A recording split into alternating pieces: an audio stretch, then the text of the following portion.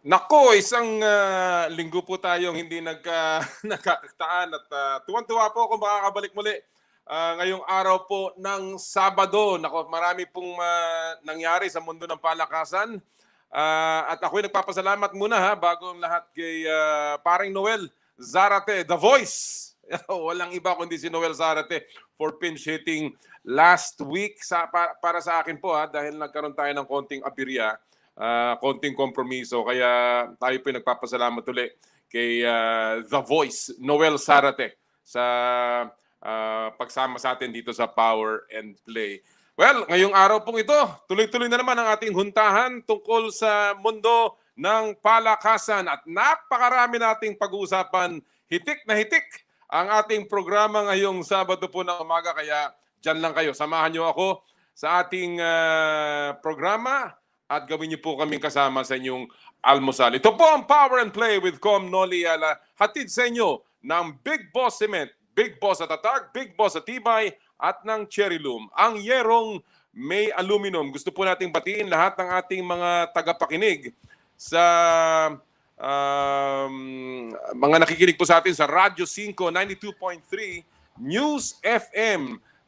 Lalong-lalo na po ang ating mga suki dyan sa lalawigan po ng Batangas at ng Laguna. Magandang umaga po sa inyong lahat. Mayong buntag din po sa lahat ng ating mga tagapakinig sa Cebu City at sa Cagayan de Oro City. Lalong-lalo na yung mga nakatutok po sa 1PH over Signal TV. Good morning everyone. And of course, we're being streamed live on Facebook sa Radyo 5 92.3 News FM at sa sarili po nating Facebook Power and Play with Com Noli Ayala. And of course, mapapanood din niyo po kami live via the YouTube channel, the Noli Ayala YouTube channel. Maraming pong salamat sa inyong patuloy na pagsama sa amin ngayong umagang ito. Marami po tayo magiging panauhin this morning. Mamaya po makakasama natin yung mismong Chief Executive Officer ng isang liga na kumakatok sa pintuan ng PBA, yung East Asia Super League. Makakasama po natin mamaya si Matt Boyer ng East Asia Super League at pag-uusapan natin yung kaganapan dyan kung ito'y makakatulong ba sa PBA. Ano pa tong EASL? Napipintong daw na isa sa mga tatlo na pinakamalaking liga ito sa buong mundo pag ito'y natuloy ayon sa kanilang CEO. Makakausama po natin siya live in our second hour today. Mamaya din po, ipapalabas namin yung aking naging panayam. I caught up with one of the Olympians na ating tinututukan sa ating Olympians series. Walang iba kundi ang two-time Olympic swimmer na si Ral Rosario. Pakinggan nyo ang kanyang mga pananaw tungkol sa paghahanda, lalong-lalo na sa panahon ng uncertainty, yung walang kasiguraduhan. At ating pong ding makakasama mamaya at aming iparirinig sa inyo ang ating panayam doon naman sa naging awardees ng PBA Annual Awards. Walang iba kundi yung mismong Best Player of the Conference o pwede na rin natin sabihin Most Valuable Player, si Stanley Pringle. Siya po ang ating makakasama mamaya at si Prince Caperal, the Most Improved Player ng PBA Bubble ngayong last year. Pareho po silang galing sa Barangay Ginebra at atin po silang nakausap din at amin pong ipapalabas yan para sa inyo.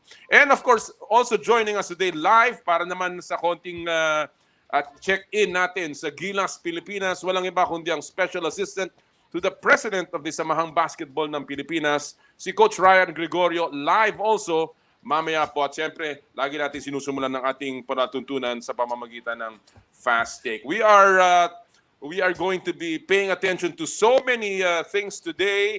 At of course, may mga bali-balita pa dyan tungkol sa NBA, tungkol sa mga trades sa PBA, yung nangyayaring eleksyon sa volleyball. Naku, ang dami pong balita na talaga namang kahit papano nabubuhay ang ating sporting community sa panahon na wala pong masyadong mga laro sa ating bansa. Pero siyempre, bago yan, ang ating pong pupulsuhan ngayong umagang ito ay tungkol pa rin dun sa PBA Annual Awards. Alam naman natin mga kaibigan na nagkaroon ng konting kontrobersiya.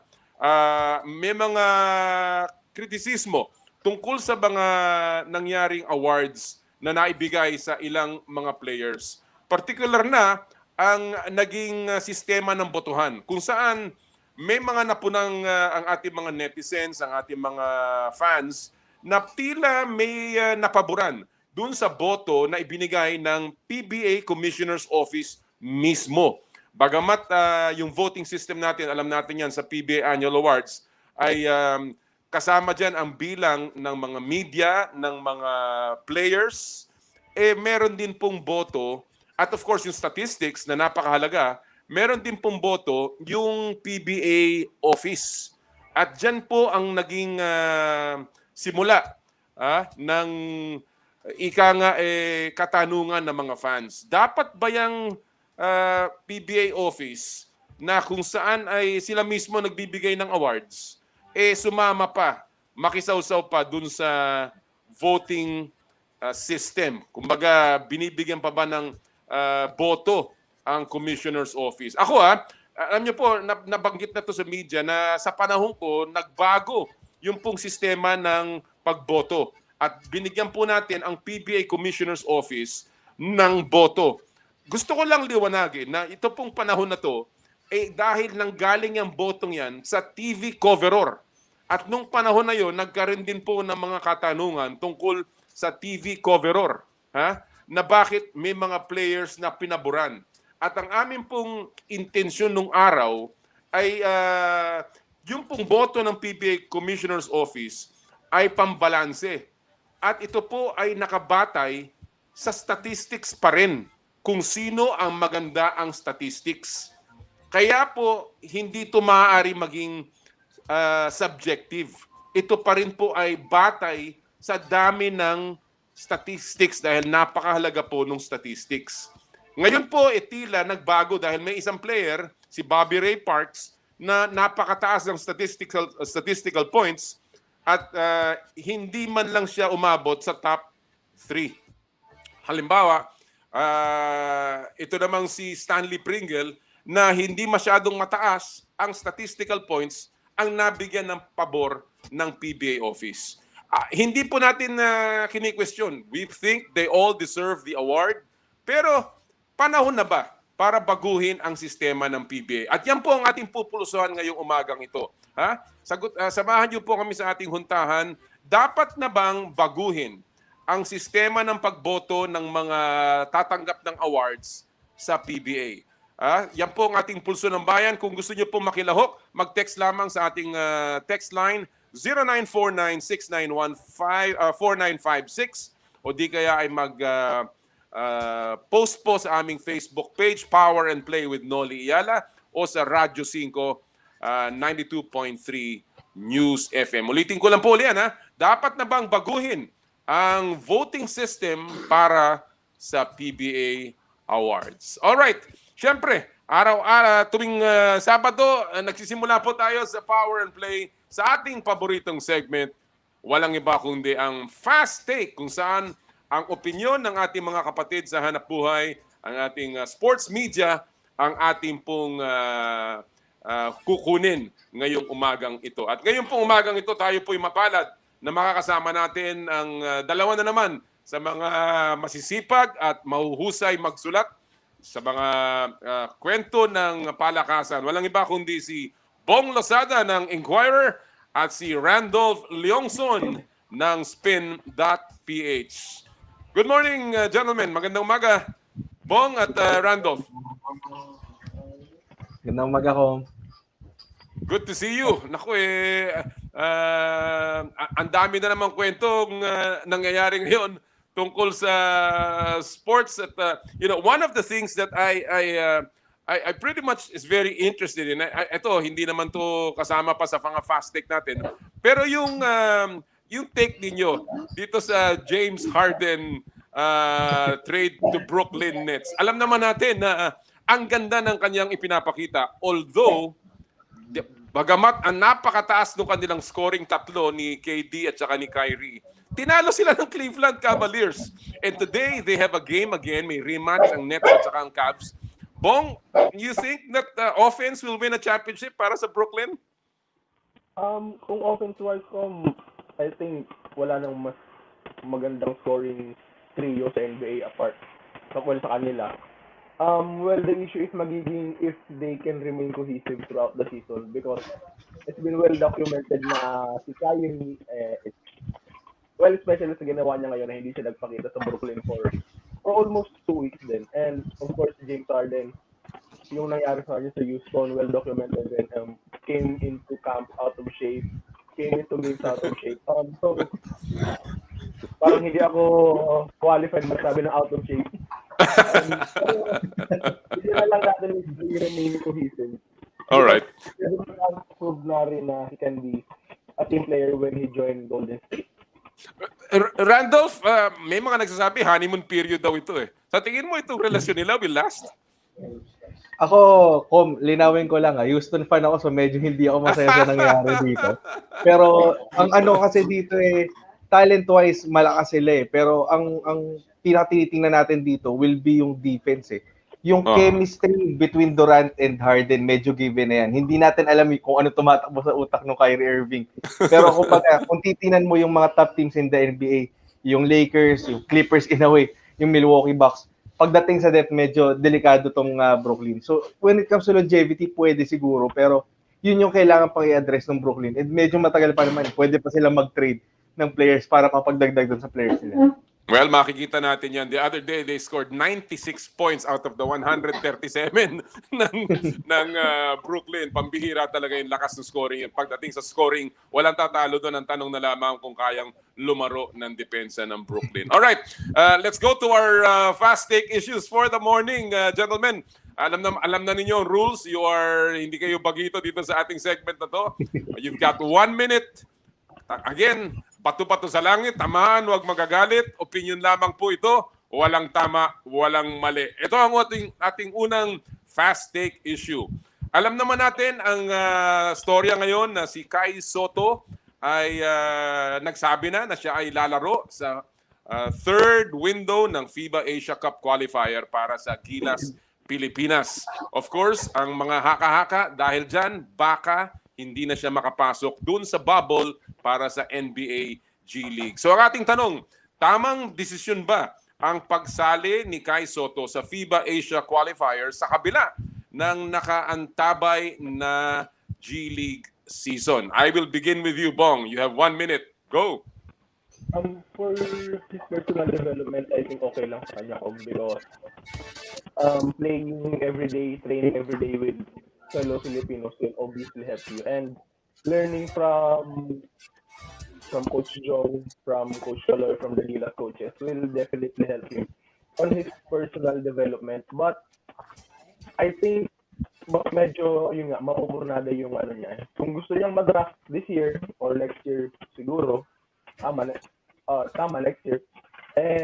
Of course mahihirapan siya if hindi siya makakapasok ng G League bubble. But for training with fellow Filipinos will obviously help him because right now he's not the best Filipino big man. He's still Junmar Fajardo. Of course, if he can play sa FIBA senior tournament for the first time in his life, of course that will definitely help him because he's still playing with grown men. He's still playing with proven competitors outside of the NBA team. Alright, well, alam natin na tama yan. Si Junmar pa rin ang pinakamagaling na big man sa Pilipinas, but like they say, mahirap hanapin o mahirap turuan ang height. Kaya kahit papano, at tumatangkad pa. Ito si Kai Sotto, yun ang latest na balita, di ba? Patangkad pa ng patangkad, palaki pa ng palaki. And hopefully, ika nga magamit niya yung kanyang height na yan. He's only 18 years old or 19, so batang-bata. Alright, Randolph, same issue. Tama bang desisyon yung kay Kai Sotto na sumali sa Gilas Pilipinas at ika nga i-sacrifice yung kanyang NBA G League season? You have 1 minute. Go, Randolph. Lehitimong concern naman yung pinoproblema o iniisip ng ating mga basketball fans. Pero tandaan natin, itong Gilas stint ni Kai Soto, merong approval ng NBA G League. Nakausap tayo ng opisyal mula sa NBA at nakausap tayo dun sa partido ni Kai with East West Private. Binigyan sila ng go signal ng NBA na lumaro para sa Gilas. Oo, madedelay yung paglalaro ni Kai Soto dun sa G League bubble dahil susubukan nilang habulin after nung Gilas sa window na yon na makapaglaro siya at maipasok siya dun sa Orlando bubble. Ang kagandahan lang, wala pang full sked yung G League. So, pwede pa sigurong makahabol. And tingin ko naman beneficial para kay Kayon dahil yung exposure, yung confidence, kailangan pa nung bata. O sige, sinasabi natin, andun yung potential. Pero masasabi natin, malayo pa eh. Aminado rin naman si Kayon na marami pa siyang igagaling. So, itong Gilas na to, it will only help him, his experience, his exposure, kasabay nung sa injury na si Principal Singh. So, medyo positibo naman tayo pagdating dito. All right, very well said. Well, ako, I agree with you, Randolph. I agree with you, Bong. Ako, as far as my take is concerned, I don't know anong arrangements ni Kai with his G League team, yung Ignite. I don't know what his arrangements are with his agents. Ang alam ko lang, may isang salita si Kai Soto. He said that he would play for Gilas and he is, tinutupad niya itong kanyang pangako. Diyan man lang, believe na ako sa kanya. Bagamat ito'y maaaring simula pa lamang ng kanyang career sa national team at maaaring hindi pa siya masyadong magamit, yet, sabi niya, andyan ako para sa inyo. And I think that alone should merit our applause. Alright, sa ating second take, gentlemen, ang ating pinag-uusapan ay ang Olympiada. This is an Olympic year, dapat, no? Pero ito na naman ang mga bali-balita. Lumabas sa Times na may mga Japanese officials na nagsasabi privately na there will be no Olympics this year. Ito'y kinote din ng Bleacher Report. Pero sinasabi ng IOC, matutuloy ang Olympics kung sila ang masusunod. Again, nasa Japanese government pa rin yan. So ang tanong natin sa inyong dalawa, ano ang epekto sa atleta natin ng kawalan ng kasiguraduhan kung matutuloy ba ang 2021 Tokyo Olympics? Randolph, 1 minute, go! Yung confidence ko, medyo mahirap yun dahil syempre aminado tayo, pinoproblema pa rin natin yung pandemya ngayon. And given na merong mga reports na lumalabas na ganyan, wala pa rin kasiguraduhan kung makakapagsimula tayo by July nung 2020 o 2021 Olympics na nga. Siguro the foremost concern na naiisip ko na lang dito is kailangan ma-ensure ng organizers ng Tokyo and even yung POC natin, yung safety ng ating mga atleta. Meron tayong mga athletes like sila Heidelin Diaz na maybe her swan song na sa Olympics ngayon, sila Nesty Petesio, sila Yumir Marshall na may legitimate chance na makuha yung gold. And lahat naman tayo ina-aspire yung gold na yun Pero ipagsasantabi ba natin yung quest for that gold kung at the risk of, di ba, contacting yung virus na hindi pa rin natin sigurado, hindi natin alam kung paano. So, siguro sa akin, health and safety, but para sa mga atleta natin, dapat tuloy lang sila ng pag-ensayo dahil, again, hindi natin alam yung mangyayari. So, laban lang din siguro tayo. Magandang salita yun, laban. Talaga naman sa panahon na hindi natin alam kung anong mangyayari at hindi natin alam kung nasaan ang kalaban, talagang puso na lamang ang dapat nating iharap dyan sa problemang yan. Alright, Bong, parehong issue. Ano ang epekto ng tila uncertainty, ng kawalan ng kasiguraduhan kung matutuloy ba itong Tokyo Olympics sa ating mga atleta? 1 minute, Bong. Go! Similar kay Dos na continue lang ng athletes natin yung training nila because at the end of the day, yun pa rin talaga kailangan nilang gawin training because yung kahit walang kasiguraduhan na matutuloy yung Olympics, yung mentality nila is will take a hit obviously because ba't ka magpe-prepare sa isang bagay na alam mo baka hindi matuloy nga. Pero of course, sana magtuloy-tuloy yung training nila and this not falls only on the athletes, on the officials too because if Tokyo requires its delegates to be vaccinated, the POC, the PAC should make sure that all our athletes and all our delegation na pupunta ng Tokyo is vaccinated and vaccinated with the best brand siguro. And of course, the pressure now on the athlete side, this falls on Nesty, Yumir, and Hidilin because yung tatlong yun is the most viable options to win the Philippines' first gold medal in the Olympics. Maganda yung sinabi mo, Bong, tungkol sa vaccine. No? I think yan ang isang factor, isang bagay na bago ngayong taon na to kesa dun sa last year, no? Na wala pa tayong alam kung magkakaroon man lang ng vaccine. But now, nariyan na yan at parating na. Hopefully, ito ang makasalba sa Tokyo Olympics at hopefully, ang ating mga atleta ay patuloy na maging ligtas mula sa virus na ito. Alright, our final take of the day. Ito po, alam natin na nagsisimula na ang training ng Gilas para sa FIBA Asia Cup qualifiers na gaganapin dyan sa Clark. Pero, bagamat humiling ang SBP ng mga manlalaro mula sa PBA, 6 lamang na PBA players ang pumasok at ang bali-balita, yun na, ang huling mga players na papasok. So, ang tanong natin, 6 na PBA players lamang ang sumasali sa Gilas Training Camp sa Calamba. Dapat ba itong ikabahala ng Gilas Pilipinas? Bong, 1 minute. Go! May kabahala, pwede because alam natin hindi ito yung best players na natin. But it's the new age na rin naman eh. So this is Gilas Pilipinas baptism of fire.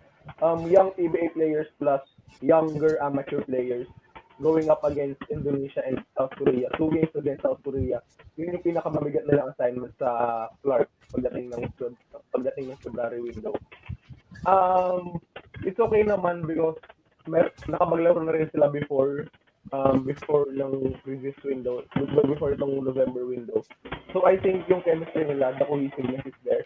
And CJ Perez, Justin Chua, Clifford Ravena already established their names in the PBA. Plus, kung nandyan pa sila Troy Rosario, Roger Pugoy, veterans of Gilas na before.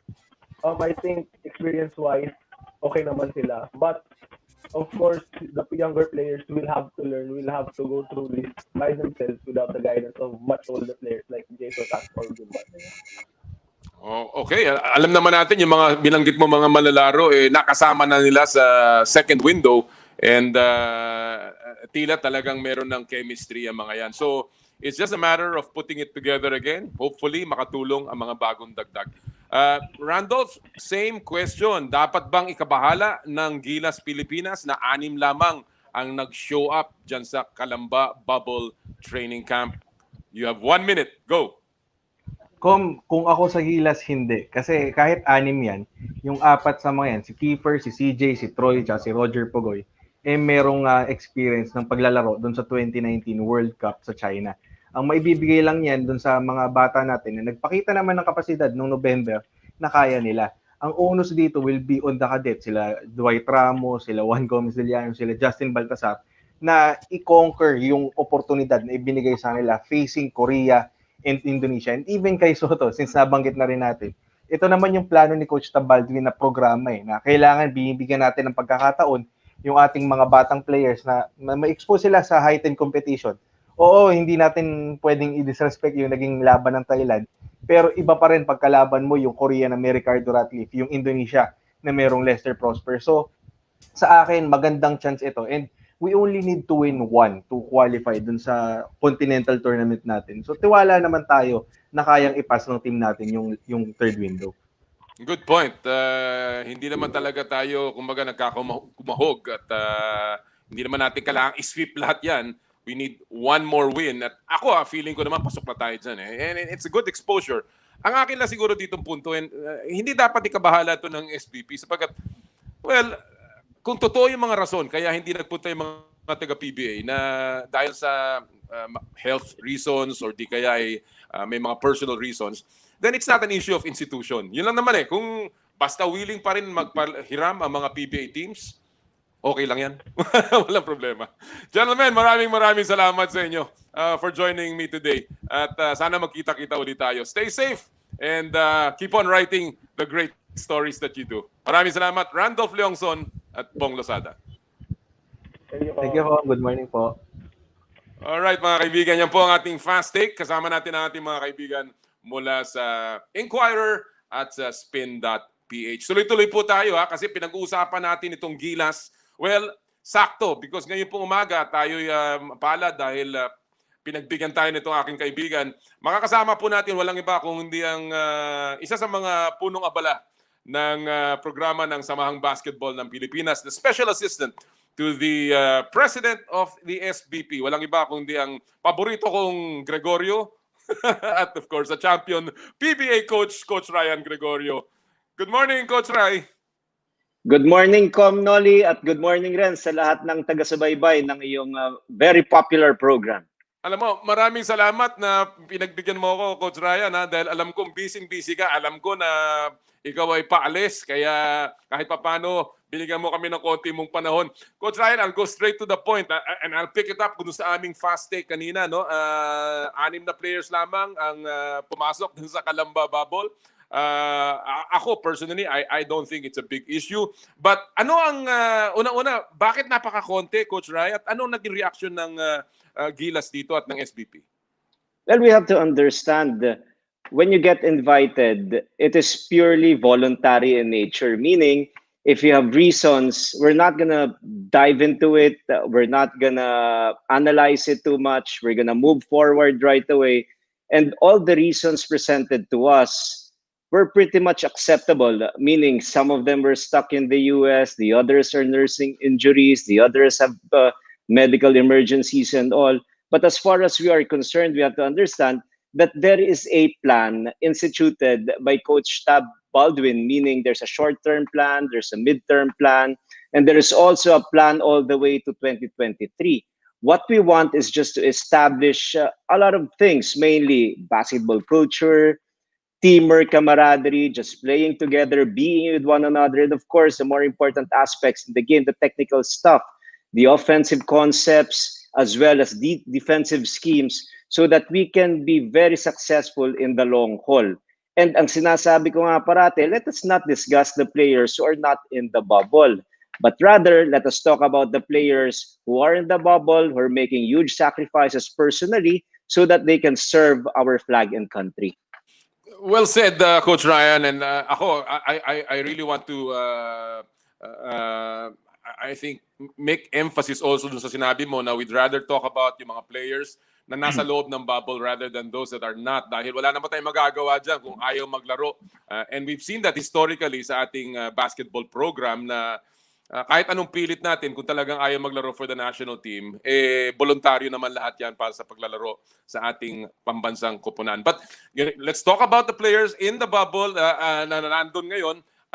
6 players from the PBA, Kiefer, CJ, Justin, Roger, Troy, and Raul.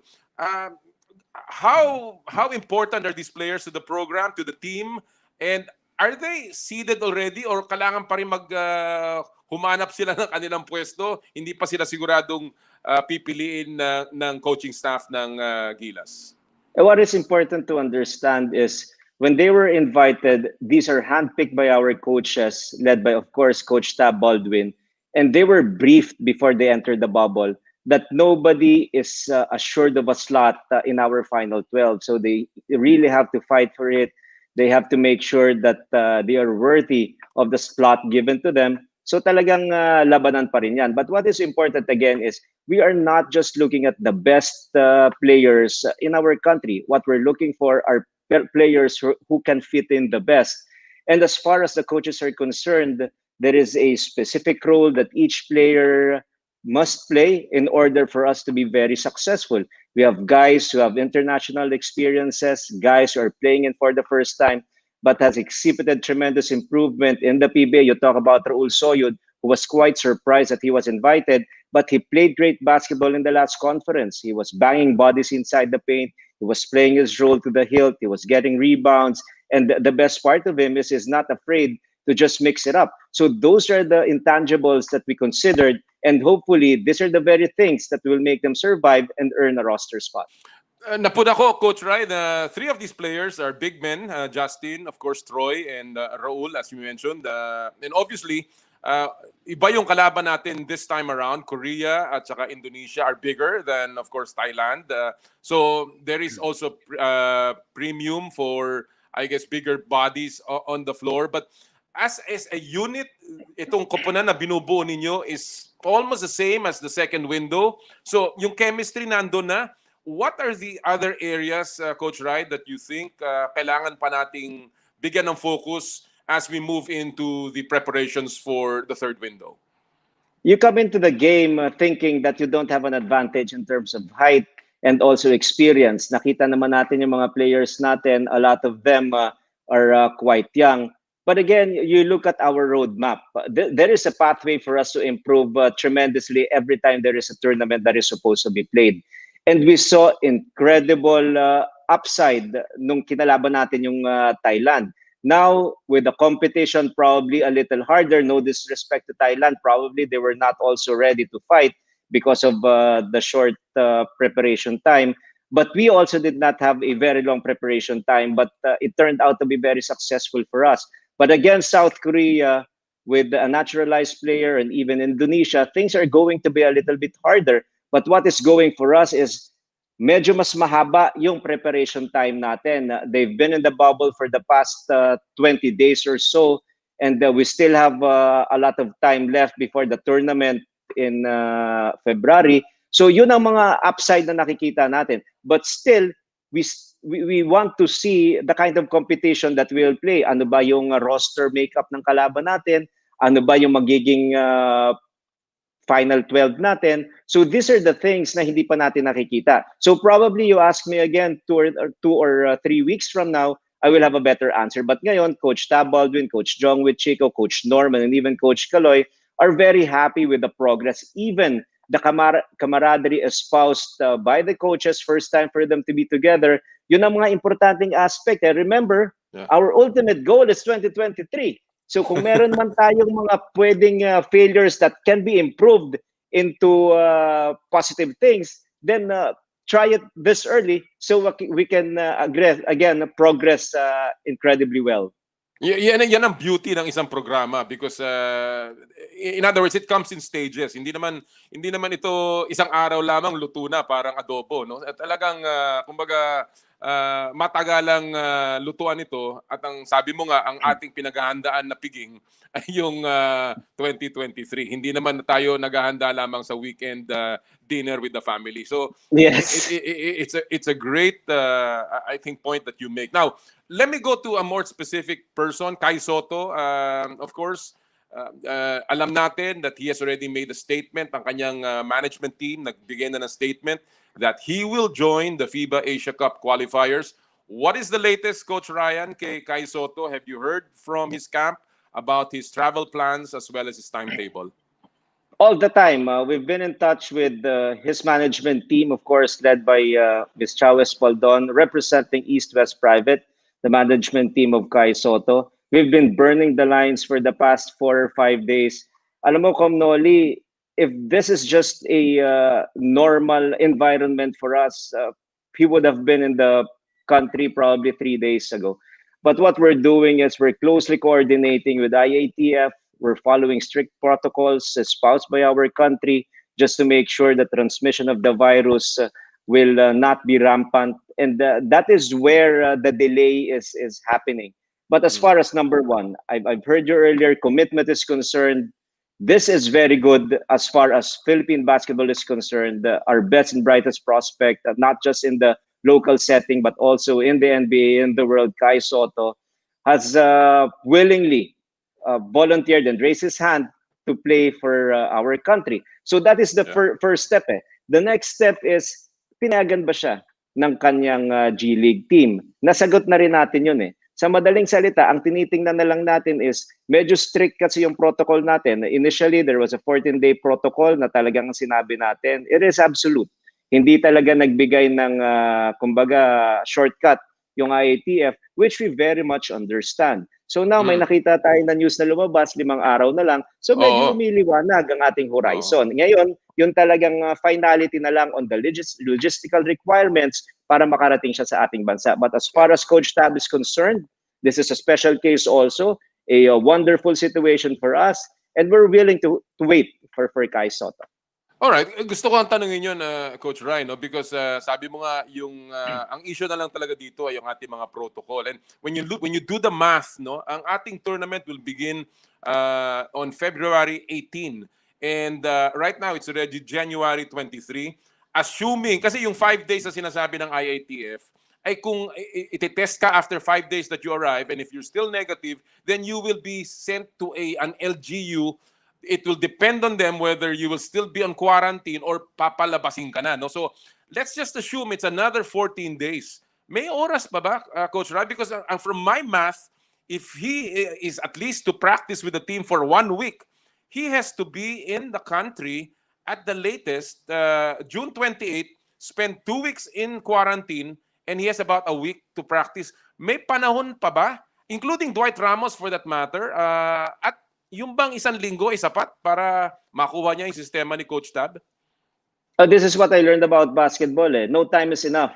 But the more important thing is get on board, get ready, understand it, even if you're just in the sidelines, and also start working within team concepts. Again, mas maganda sana kung mas maaga, but narito na tayo. Ang sinasabi lang sana natin is sana makarating na, tapos yung mga unknown, problemahin na lang natin pag dumating na siya. But again, welcome development for us that because medyo na-derail rin tayo, inakala natin na nung lumusot nung first reading si Kwame, we were really hoping that Kwame will be available for the Feb window. But again, medyo may delay tayo ron, not within our control, but we completely understand.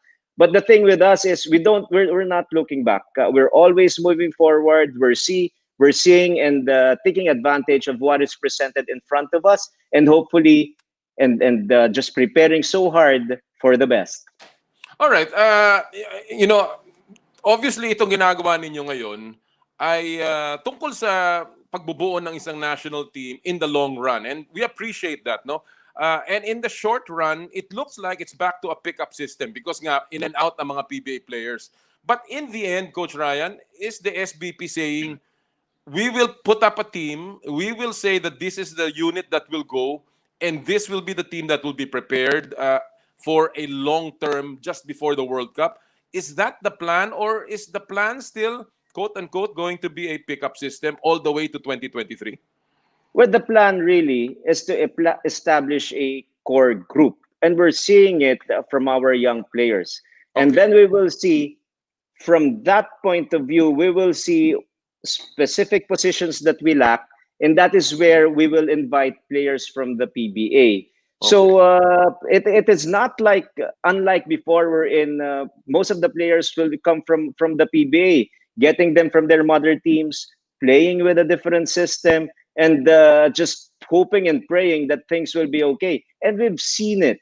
Hindi okay pagdating doon sa big-time international level like World Basketball. So probably domestically, within Southeast Asia, and even in Asia, we can still contend and we can still win games.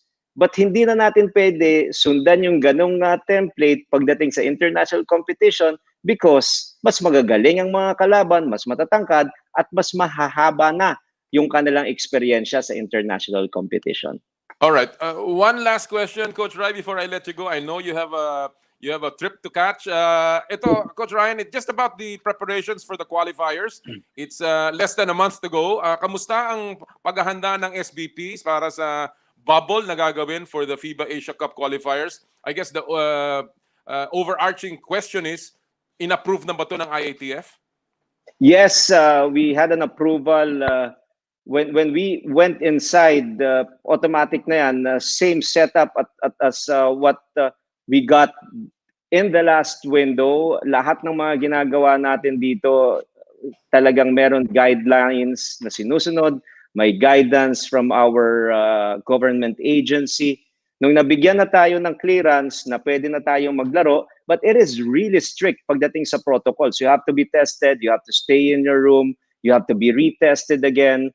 Tapos ina-apply pa rin natin yung mga protocols like pag wala sa basketball court, they have to wear a mask and a face shield if it's available. They have to wash their hands. They have to go on that very strict social distancing if they can. So those are the things na sinasabi ng gobyerno kailangan natin sundan. But pagdating doon sa ating ginagawa wherein there are actually a lot of time, a lot of minutes and hours rendered just for basketball, meaning They go on weights in the morning. They work on their team concepts in the morning. They play again in the afternoon. In between, they have a lot of video watching and all that, watching their improvement, watching the opposition and all that. So sa isang buong araw, nakikita ko yung thread ng mga coaches, talagang ubos na ubos sa basketball lamang. So Grabe. talagang fully focus sila, at ito yung mga sinasabi natin, mga bagong bayani ng ating bayan, sacrificing just for the ability or the right to represent flag and country. Well, we certainly applaud them at saludo tayo sa lahat ng nag-voluntary dyan, lalong-lalo na ang ating mga players at ang ating mga coaches. Hindi madali na mawalay sa ating mga minamahal ng ganyang pagkatagal-tagal. And of course, we hope na yung pinaghahandaan nating bubble ay matuloy despite all the odds. And of course, sana ay hindi pa tumaas ang kaso ng itong mga bagong variants, kung ano mang variant yan. Ang gusto ko lang variant, yung iniinom mo na hindi ka tumatanda, Coach Ray. Gusto ko. Yung mga binibigay mo rin yun, Com. Yun! Coach Ray, maraming salamat and have a safe trip, ha? Thank you very much, Com, and thank you also on behalf of the leadership of SBP, of course, Boss MVP, Boss Al Panlilio, na talagang tutok na tutok dito sa development ng ating Gilas Pilipinas. And we wish them all the best. Maraming salamat. Yan po mga Thank kaibigan. Ang SVP, Special Assistant to the President, Coach Ryan Gregorio. Kita nyo naman, batang-bata ito si Coach Ryan. No? Hindi tumatanda, no? Nakakaingit yung mga ganyan. Yung mga ayaw pumuti yung buhok. Pero marami kumakapya sa puting buhok ko, ha? Alright, mga kaibigan, bago tayo magpatuloy, ha? Ito lang po isang balita lamang. At napakaganda nito sapagat, siyempre, atin ito na pag gano'n na lumalabas sa ibang mundo, sa ibang bansa, parte ng mundo, nagbibigay ng karangalan sa ating bansa. May isa pong balita na ang Tanduay ay naging official partner na ng Milwaukee Bucks sa NBA. Aba, ngayon, isa munang balita, yan ay ang Tanduay Ram dahil ito ay isang local brand na umabot na sa stateside. Ngayon po sila ay official partner na ng NBA team na Milwaukee Bucks kung saan maglalaro ang two-time MVP na si Giannis Antetokounmpo. Isang 3-year partnership agreement ang pinirmahan ng Tanduay kasama ang Bucks at ito po ay bahagi ng deal na yan ang pagbebenta ng Fear the Deer branded na Tanduay Ram products. Wow! Can you imagine? Nakikita natin yung mga produktong Pinoy na nandun po sa courtside ng NBA. At ang Milwaukee, of course, is projected to prominently contend for the NBA championship. Congratulations sa mga nag-isip nitong bagay na to. Again, proudly Filipino. Alright, at this time, mga kaibigan, kanina pinag-uusapan natin yung PBA Awards. Again, yung mga hindi pa po nakakarinig, pinupulsuhan natin, dapat na bang baguhin ang voting system ng PBA Annual Awards? At dalawa dyan sa mga tumanggap ng mga awards na yan ay ating inabutan noong isang araw. Of course, ang best player of the conference, si Stanley Pringle, ay isa sa pinakamahusay naman na laro ngayon. And of course, sayang at hindi siya nakakalaro sa Gilas. The other guy, ang laki nang na-improves. Prince Caperal, isa sa mga up-and-coming na young players ng Barangay Ginebra. So, ito po ang ating panayam with Stan the Man Pringle and Prince Caperal. Best player of the season. I'd like to call it best player of the season. Not conference, best player of the season. Stan the Man, Stanley Pringle, and of course, ang ating most improved player, Prince Caperal. Good day, gentlemen. Congratulations on your awards and thanks for joining us today. Thanks, Sir Nolly. Hey, thanks for having us. I know this. Yeah. It's a pleasure. You know, I've been trying to get the two of you on the show. Your coach Tim Cohn has spoken glowingly about you, of course, and of course, Stan. We go a long ways back. I've been tracking down your scent since you were playing in college and in Belgium to play for Gilas, and I cannot be happier to see you playing in the Philippines. But before we go to that, it's been an extraordinary season. It's been an unprecedented year for the PBA. And to end it, after all that you've been through in the bubble, winning awards in the PBA Annual Awards, Stan. How does it feel? It's a blessing, man. It just feels great. Everybody played well the whole bubble, and the sacrifice of being away from the family, and just being able to play hard and leave everything on the floor for the fans is a good blessing. It's a good feeling.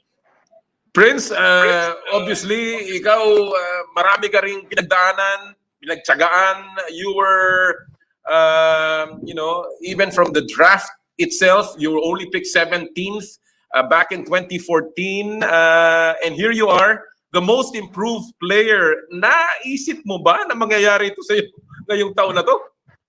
I mean, hindi ko rin talaga in-expect yun nga, sa dami ng pinagdaanan ko, tapos nasa low point na ako ng career ko noon, and then pinick up lang ako ni Coach Tim tsaka ni Boss A. Ngayon, 3-time champion na, sino ba naman mag-imagine na grabe yung turnaround nung naging career ko, diba? I mean, sana nagtuloy-tuloy pa na ganito. Sobrang blessing din talaga.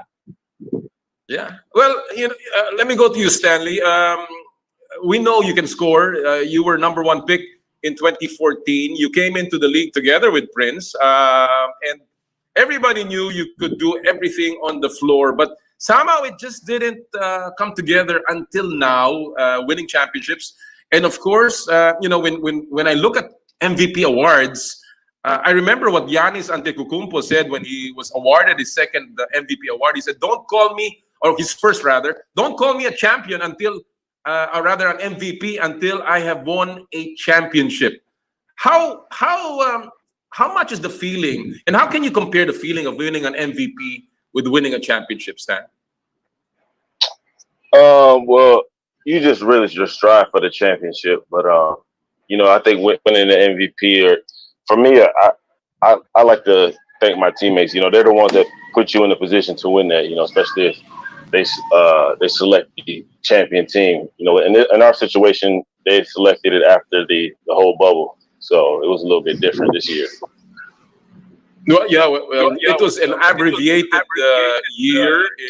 It was not a full season, but nonetheless, it was impressive what Ginebra was able to do in the bubble. Prince, pag tinitingnan ko yung stats mo, when I look at your stats, you have been historically a good shooter.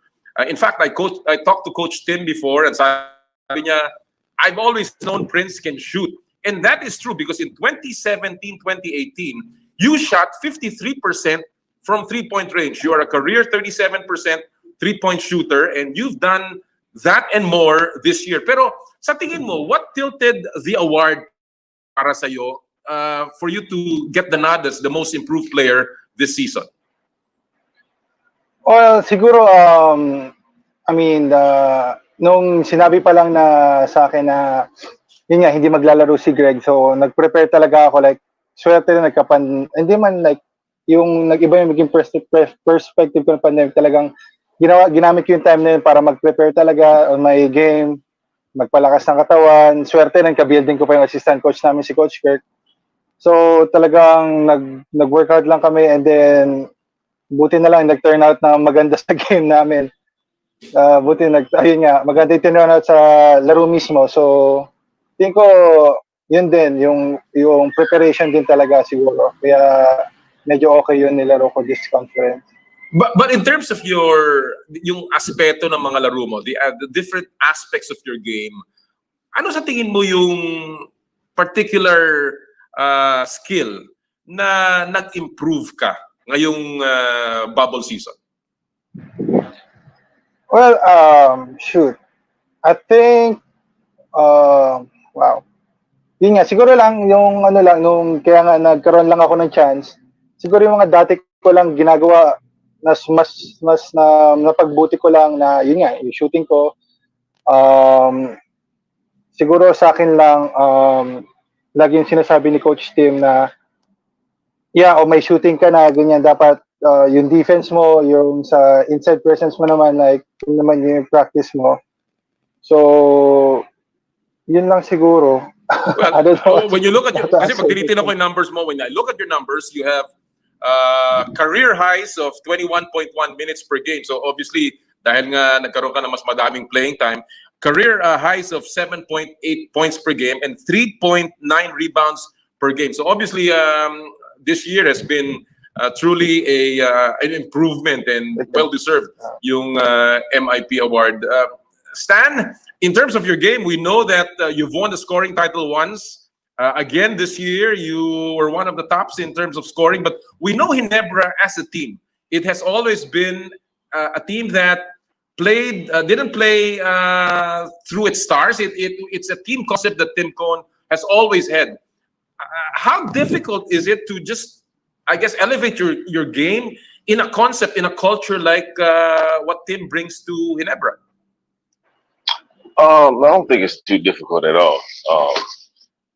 It's really just, just put in the work, honestly, for me, this past conference. I had to maintain and focus on, staying healthy. That was the biggest issue for me. I've been playing for a long time, and, the mileage you put on your knees, it starts to take a wear on you. So that's a good thing. We have a lot of veterans on the team. I've just been talking with them and, doing different exercises, rehabilitation, icing my knees every day. And I was glad to, make it through the conference. What does this award, this Best Player of the Conference award, mean for the body of work that you've done and, the preparation that you have gone through inside the bubble itself? Oh man, I'm nothing but appreciative, of this award and any award, just for the fact that people wanted me to have the award. They selected me to win it, and I'm just trying to, try to be a leader off the court as well. If there's people that idolize you. So, but at the end of the day, I'm just mainly focused on being a team player, doing the most I can do to help the team win. And I think when in some situations, if coach puts you in a game, stop the ball player, do what you can to stop their score. That might not show up on the stat sheet. There's a lot of things that don't show up on a stat sheet. So I really feel like a player shouldn't, put too much thought into winning awards. I think it should just be doing what you can to do to, to help the team win. And at the end of the day, for me, just be glad that you're a professional player, because it's a blessing to have this job and be playing for a living. Playing the game you love. So, well, and I'll ask this to both of you. Some people are saying that it was different this year. As I said, it was an abbreviated season. However, it was also played under very difficult situations inside the bubble. So some people are saying that it was probably easier to win this award because there was only one conference.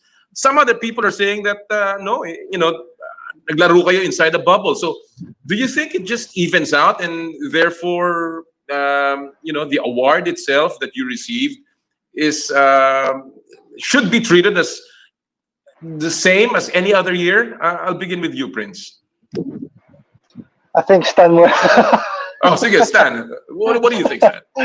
Man, honestly, like I just said, like I just told you, the players, focus should be on doing what you can for the team to win. So as soon as you said that, I didn't have any thoughts towards it. I got really other things on my mind right now that I like to prioritize. So, like I said, that just really is not even in my mindset. Mm-hmm. Prince? I'm just really, truly happy to be a professional player. Yeah, totoo. Totoo rin naman yung sinabi ni Stan. Like, super blessed lang talaga na nakapaglaro kami. Like, kahit na napaiksi yung season, talagang sobrang happy lang kami na nakapaglaro kami ng basketball ulit. Yung awards, actually, hindi ko rin masyado inisip yan. Even nung nasa bubble kami, like, madaming nagsasabi sa akin na, ikaw na most improve. Like, hindi ko masyado inisip. Like, mas focus ako na talaga makatulong ako na makuha namin championship. And then, hindi ko na alam kung ano yung mga sinasabi ng iba, pero like, mas minafocus ko yung attention na, yun nga, sa mga bagay na mas importante. Yun na lang yung nasa isip ko. All right.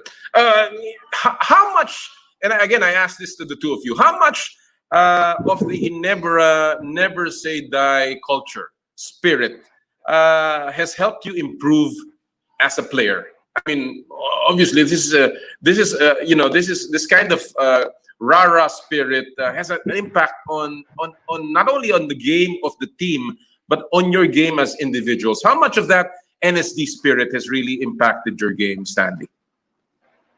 And it's just it's a blessing, and to be playing for all these fans, and but I never knew how much of an impact it was on the game, a momentum booster. Playing with the fans, so many fans and support until I got to the team, because I would always play against Ginebra, and now that I'm part of the team and playing against other teams and having the fans support us, I really see how much it's a momentum booster, and gives you energy towards, especially in the late games, fourth quarters, and honestly, it's like they said, it's a six-man. Prince, malaking bagay ba yung never say die spirit ng Ginebra para sa paglalaro mo? Oh yeah, for sure. Talagang malaking bagay. Like fans, yeah, tulad nga sinabi ni Stan, there are 6 man. Kaya sobrang na-miss namin sila sa bubble. Though, and then playing alongside with the likes of Kuya Mark, like he's been with Ginebra for a long time. So talagang kahit down kami, they were like, pa rin, parang tuloy pa rin. Like talagang yung never say die spirit, talagang mararamdaman mo rin kahit super down na talaga. I mean, even like off the court, like nadadala ko rin kahit paminsan-minsan. Right. Kaya sobrang laking bagay din talaga yung even off the court, nakakatuwa yun, kahit sa labas. Yeah, off the court, like, never say die, let's go! it is really life-changing, kumbaga, no? It's a Yeah. lesson.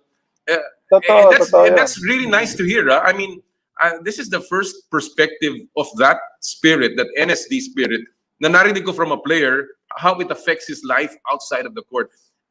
And I even guess, tell other persons that just like yun, never say die, ganun lang, talagang huwag susuko, ganun talaga yung buhay eh. Very nice, very good. Stan, what about Tim? How much of Tim Cone has been imparted to you, and how much learning have you gotten from him that changed not only your game, but maybe even your life?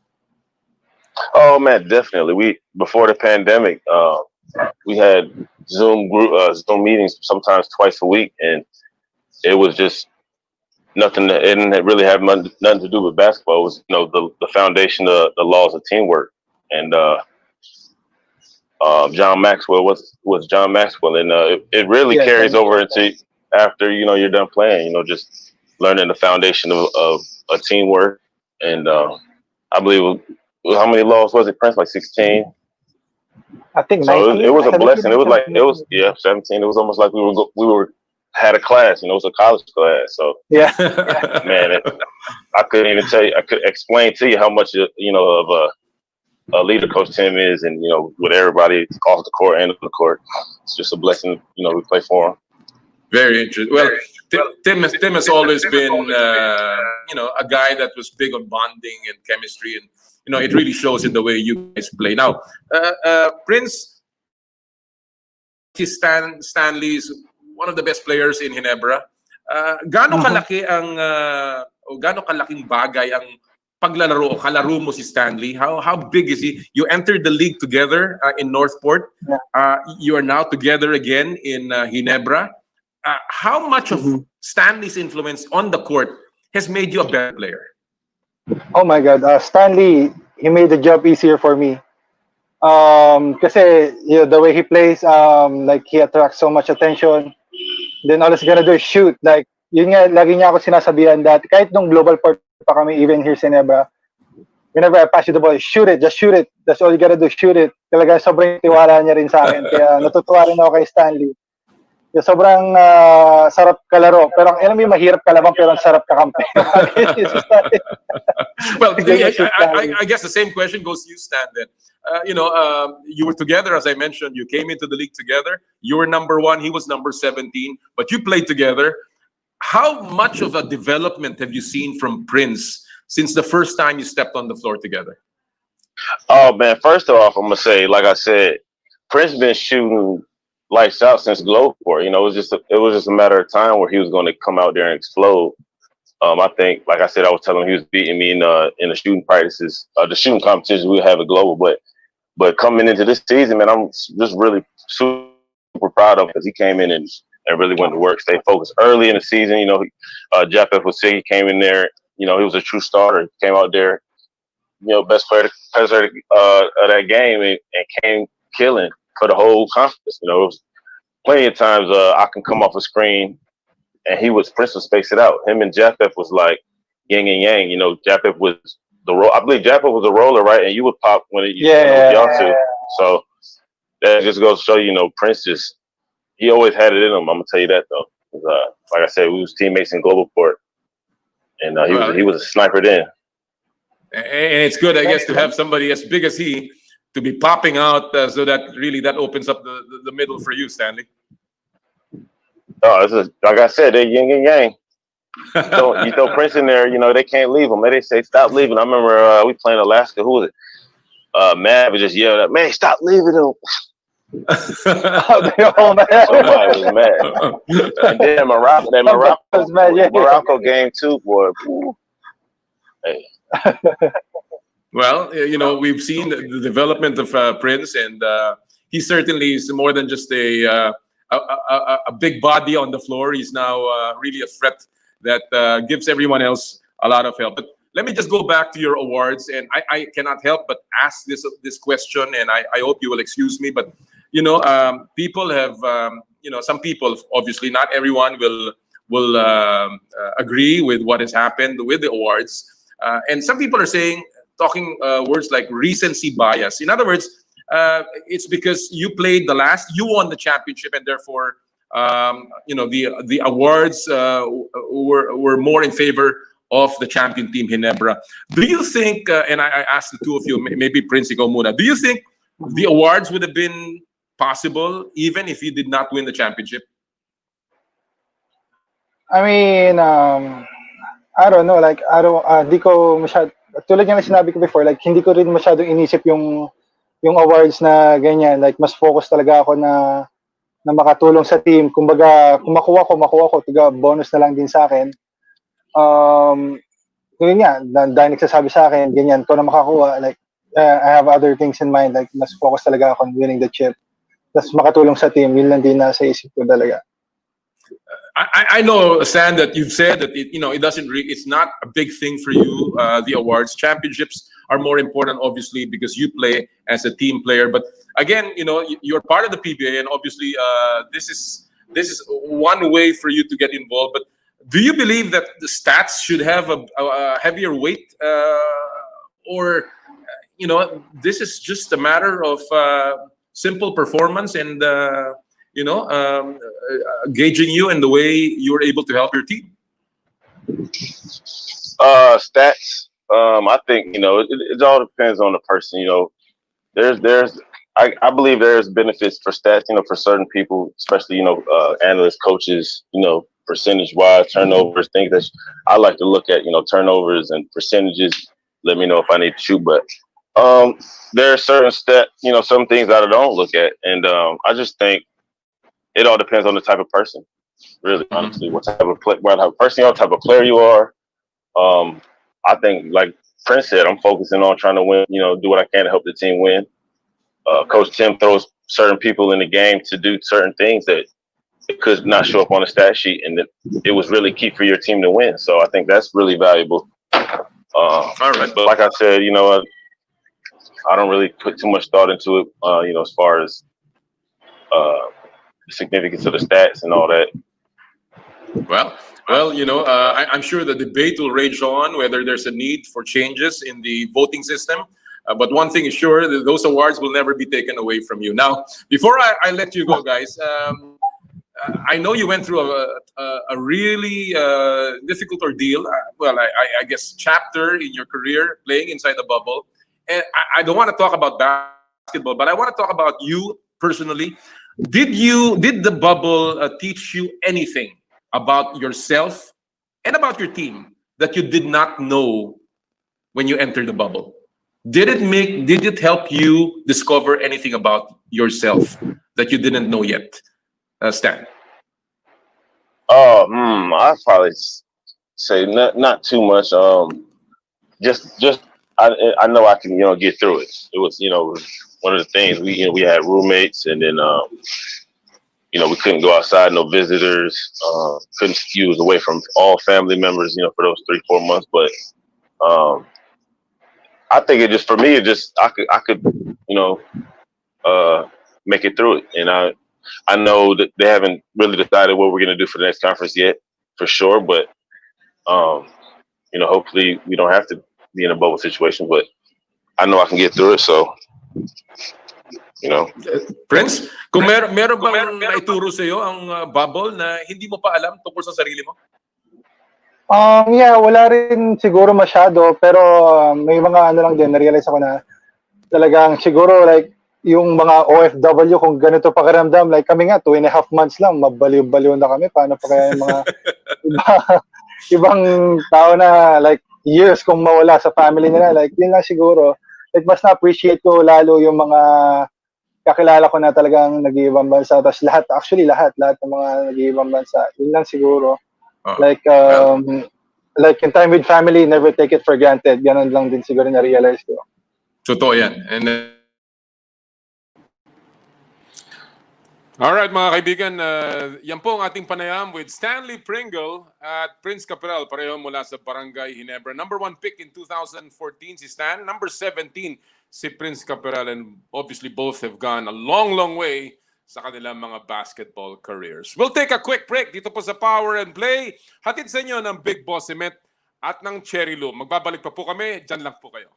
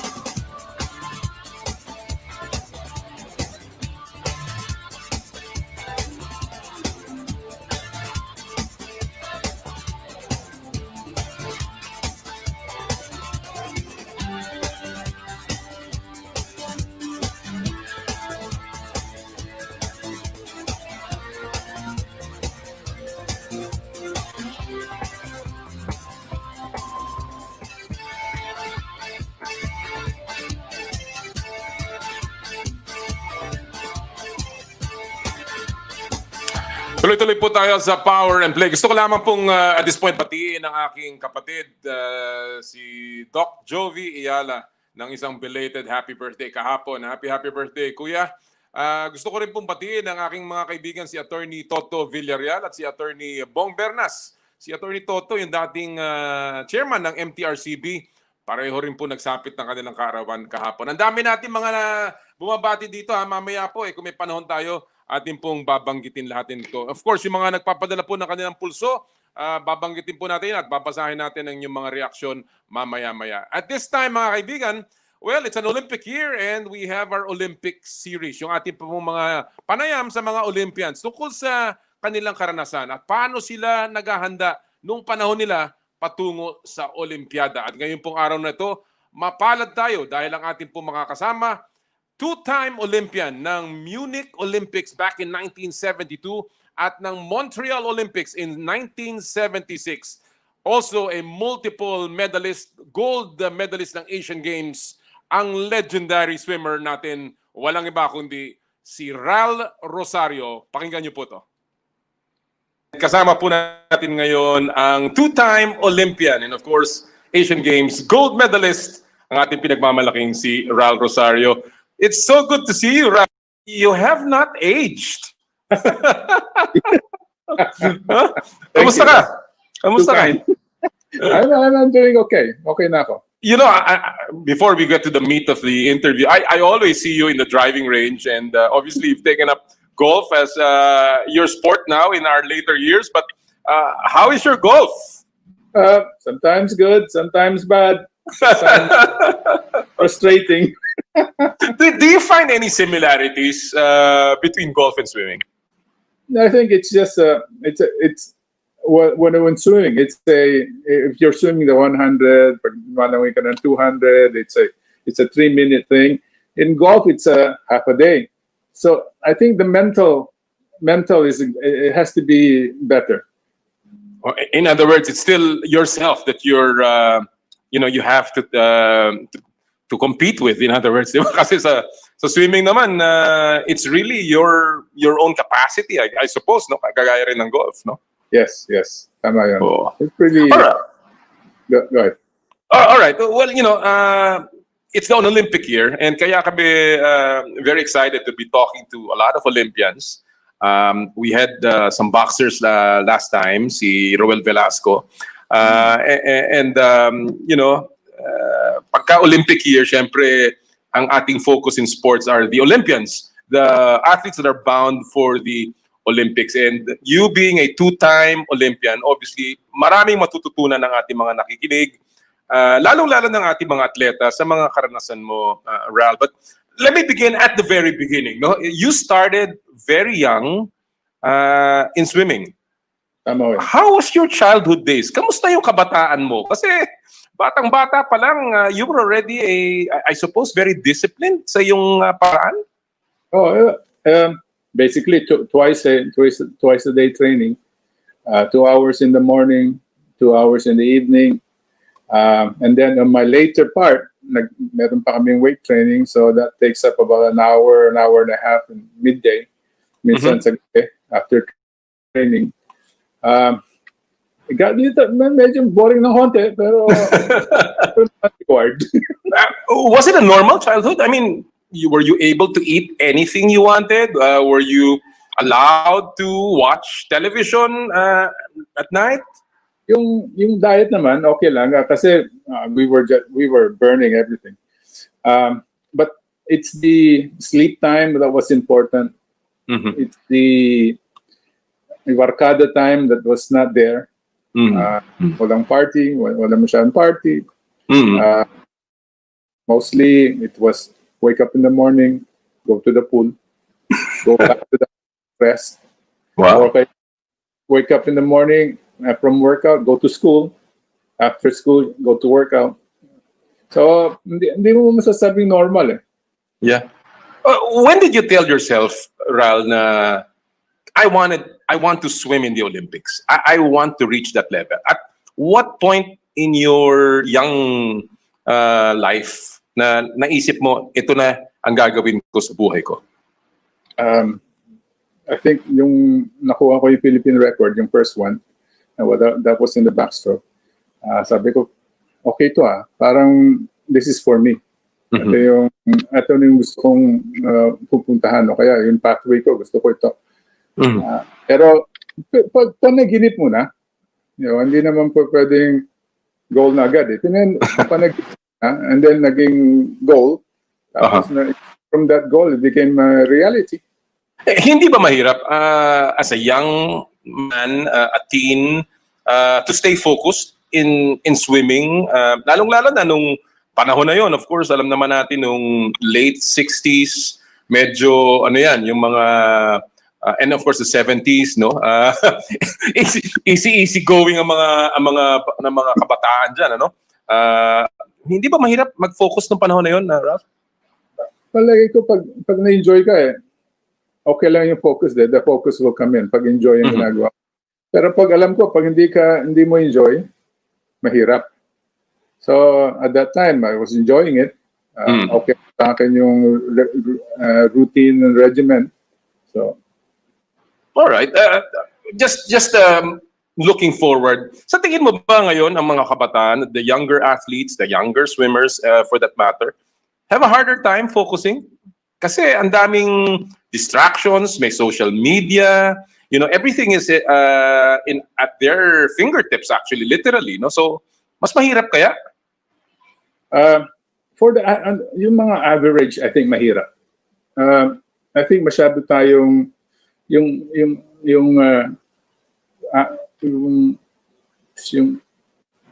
instant gratification. Kunyari, kagaya ng mga computer games, mga ganyan, and then you win, may gratification, may reward. That's right. Dati, we have to work for it. Dati, it takes about 2 or 3 weeks para magkaroon ng gratification, o kaya months. Baka magkaroon ka ng reward. Ngayon, you can do it. Now, you can even play with your barkada without going out. Yeah. Well, especially now, lalo na sa panahon ngayon, talagang ganun na nga ang mga kabataan, no? All right. Sabi mo nga, after you won a record, a Philippine title, naisip mo, this is it. I want to shoot for the biggest prize of them all, which is the Olympics. Of course, malaking pangarap yan. Sabi mo nga, hindi naman masamang mangarap. But we also know the kind of challenge that is, no? Psychologically, Ral, hindi ka ba natakot with that particular mindset na I want to swim in the Olympics? Hindi ka ba, were you daunted by the enormity of the challenge? I guess especially the first one, I was 15 years old going to the Olympics, and at about 14 years old, meron na yung sasabi na sa'yo na pupunta ka, ikaw yung papadala namin. At that time, parang laro It's the second one that was harder. Kasi sure ka na at alam mo na kailangan mag-perform ka. So, mas malaki yung pressure yun.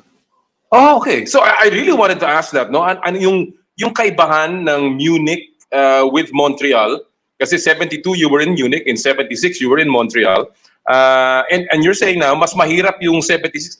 I would have thought na mas mahirap yung una kasi first time mo and you've already learned na pagpunta mo ng second time na alam ko na to, medyo mas kabisado ko na. Pero yung pala mas mahirap yung pangalawa. Tama yung alam ko na to, kabisado ko na to, but mas may pressure na. Mas may pressure. Kasi nung I was 15 years old, parang, wah, okay to parang laro ka lang O kaya parang nananaginip ka lang. Pero nung, on the second one, you have a pressure na mag-perform. And during that time, what motivated you, Rala? Alam naman natin na the Olympic gold is something, even an Olympic medal for that matter, is something that mahirap talaga. Kumbaga sa atin, wala pa nakakakuha ng gintong medalya. Mahirap talaga. And yet, you persevered. What motivated you at that time? I think it's a matter of goal setting. Sasabihin mo agad gold medals Olympics, hindi mangyayari. Kailangan one step at a time. So, masaya ka na na-achieve mo yung goal mo. For example, gusto ko magkaroon ng another Philippine record o kaya gusto ko yung time ko at a particular time of the year. Ito na yung time ko. And then I will compete in the Asian Games. I want to win in the Asian Games. Pagkatapos nun, then the Olympics. So it's a step, and you have to discipline yourself. Na you're not looking too far ahead, but you're setting your goals in the short term, a long term goal ka, and then pag na-achieve mo yung short term goal mo, palapit ka sa long term goal mo. Right. Minsan kasi ang ginagawa, gusto ko Olympics, pero hindi pa time eh. So you have to set your intermediate goal. Importante 'yon. Para hindi Kumbaga, hindi pwedeng pumunta sa number 5 kung hindi ka dadaan sa 1, 2, 3, 4. Oo, no shortcuts. There's no shortcut. Hindi ka pwede mag-shortcut. All right. Well, right now we are under very uncertain times. In fact, may mga bali-balita, may mga haka-haka na baka hindi pa matuloy ang Olympics. And in other words, the uncertainty, especially for an athlete preparing for the Olympics, must be something hard to deal with. Ikaw nung panahon mo, you were in the 70s, and the Munich Olympics was just before martial law. And of course, yung 76 Montreal, we were under martial law, and many things were happening. Hindi natin alam kung ano rin ang magiging future nung panahon na yon. How did that affect you in your terms of your preparation? Oo, kasi nung nagsuswimming ako nung younger, mga 70s, mga ganyan. Ang usapan ng mga atleta noon is, hindi ka sure pupunta hanggang hindi ka tumatapak sa aeroplano. Oh, okay. So, ang hirap. Train ka na ng train, tapos pag nasa palipad ka na, doon, pupunta ka na sa Olympics. So, pinakamahirap talaga yung uncertainty for an athlete, especially now, that nag-prepare ka nun for 2020, tapos hindi natuloy, tapos sasabihin nila 2021, tapos hindi pa masyadong 100% sure na gagawin nila, di ba? So, again, it's another year of hard work. You have to put it. And then ngayon, especially now, wala masyadong competition. So talagang you have to be mentally prepared. Is there such a thing? Kasi sabi mo nga, no? Dapat itong Olympic na to, 2022. So maraming sa mga atleta natin had a timetable, kina-target nila was July of 2020, na-postpone. Ngayon, July na naman of 2021, and they train again. Is there such a thing as overtraining? Ikaw ba, in other words, ready ka na biglang pandemic, April. Yung by that time, kondisyon ka na yan, di ba? And then, wala. So what? Do you eat a lot of hamburgers muna? Tapos, train ka na naman? Ano ba yan? Is there overtraining or is there undertraining? What happens is picking. Yung hindi mo matatansya kung ka lang magpipik. Yun ang mas importante. For example, okay, 2020 usapan. You are preparing a 2020 program and it's a 1-year program. Tapos pag malalaman mo hindi mo tutuloy, kailangan i-redo mo yung program na yun. Correct. Para sa 2021. Pag hindi dumating yun, masakit. Diba? Masakit yun. Yeah. And including your age. Siyempre, tumatanda tayong lahat. Hindi ka naman bumabata. So again, your body clock is ticking na hindi mo alam kung kailan ka actually magko-compete. Now, let me ask you, Ralph, based on your experience as a swimmer, ano ang mahalaga for you when you were swimming before the 72 Olympics, before the 76 Olympics? Ano yung mahalaga na ginagawa mo months away from the Olympics? Talagang train. Specifically, bang particular area that you were actually focusing on? Strength, technique? Is it hangin mo or whatever? What was really important to me was my one's capacity to endure pain. Kasi masakit talaga yan Pero pag napunta sa utak mo na kala kong i-endure yung pain, then you can go from from one season to another, day in, day out, kaya mong gawin yan. So, and I think yung mga yung mga athletes ngayon na yung striving to be excellent. Kasi excellent athlete, okay na yan. Striving, is there yung pain tolerance nila masyadong mababa. Pag nasaktan na, ayaw na. Mahalaga yun. That's very important, yung pain tolerance. Yes. How do you deal with that? How do you actually train yourself na tumanggap ng ganong klaseng sakit? Paano yan? Kailangan, Sanayan lang. sanayan, manhid ka lang. Oo. Manhid ka day in, day out. Right. There was times when I went to the States to train there were times na I would get out of the pool and it's the end of the day, para yung katawan ko parang basahan. Yung talagang lupay-pay. And then you go through, you sleep, and then you wake up early in the morning at 5:30, 4:30 to go to the pool. And then you have to do it again. Wow. The sacrifice, huh? Meron. Talagang sacrifice. All right. Obviously, nung bago ka pumunta sa Olympics, you had, I guess, a concept of what the Olympics was or is, di ba? Meron kang mga images about it, meron kang mga napangarap tungkol sa Olympics, at meron kang mga concerns. Meron bang issues or concerns in your mind before you went to the Olympics in Munich and in Montreal na pagdating mo, hindi naman pala ito concern? Was there some kind of fear na all of a sudden, wala naman pala to? Was there something like that? Oh, I guess the first one, when I was young, kasi I was not maybe mentally mature enough.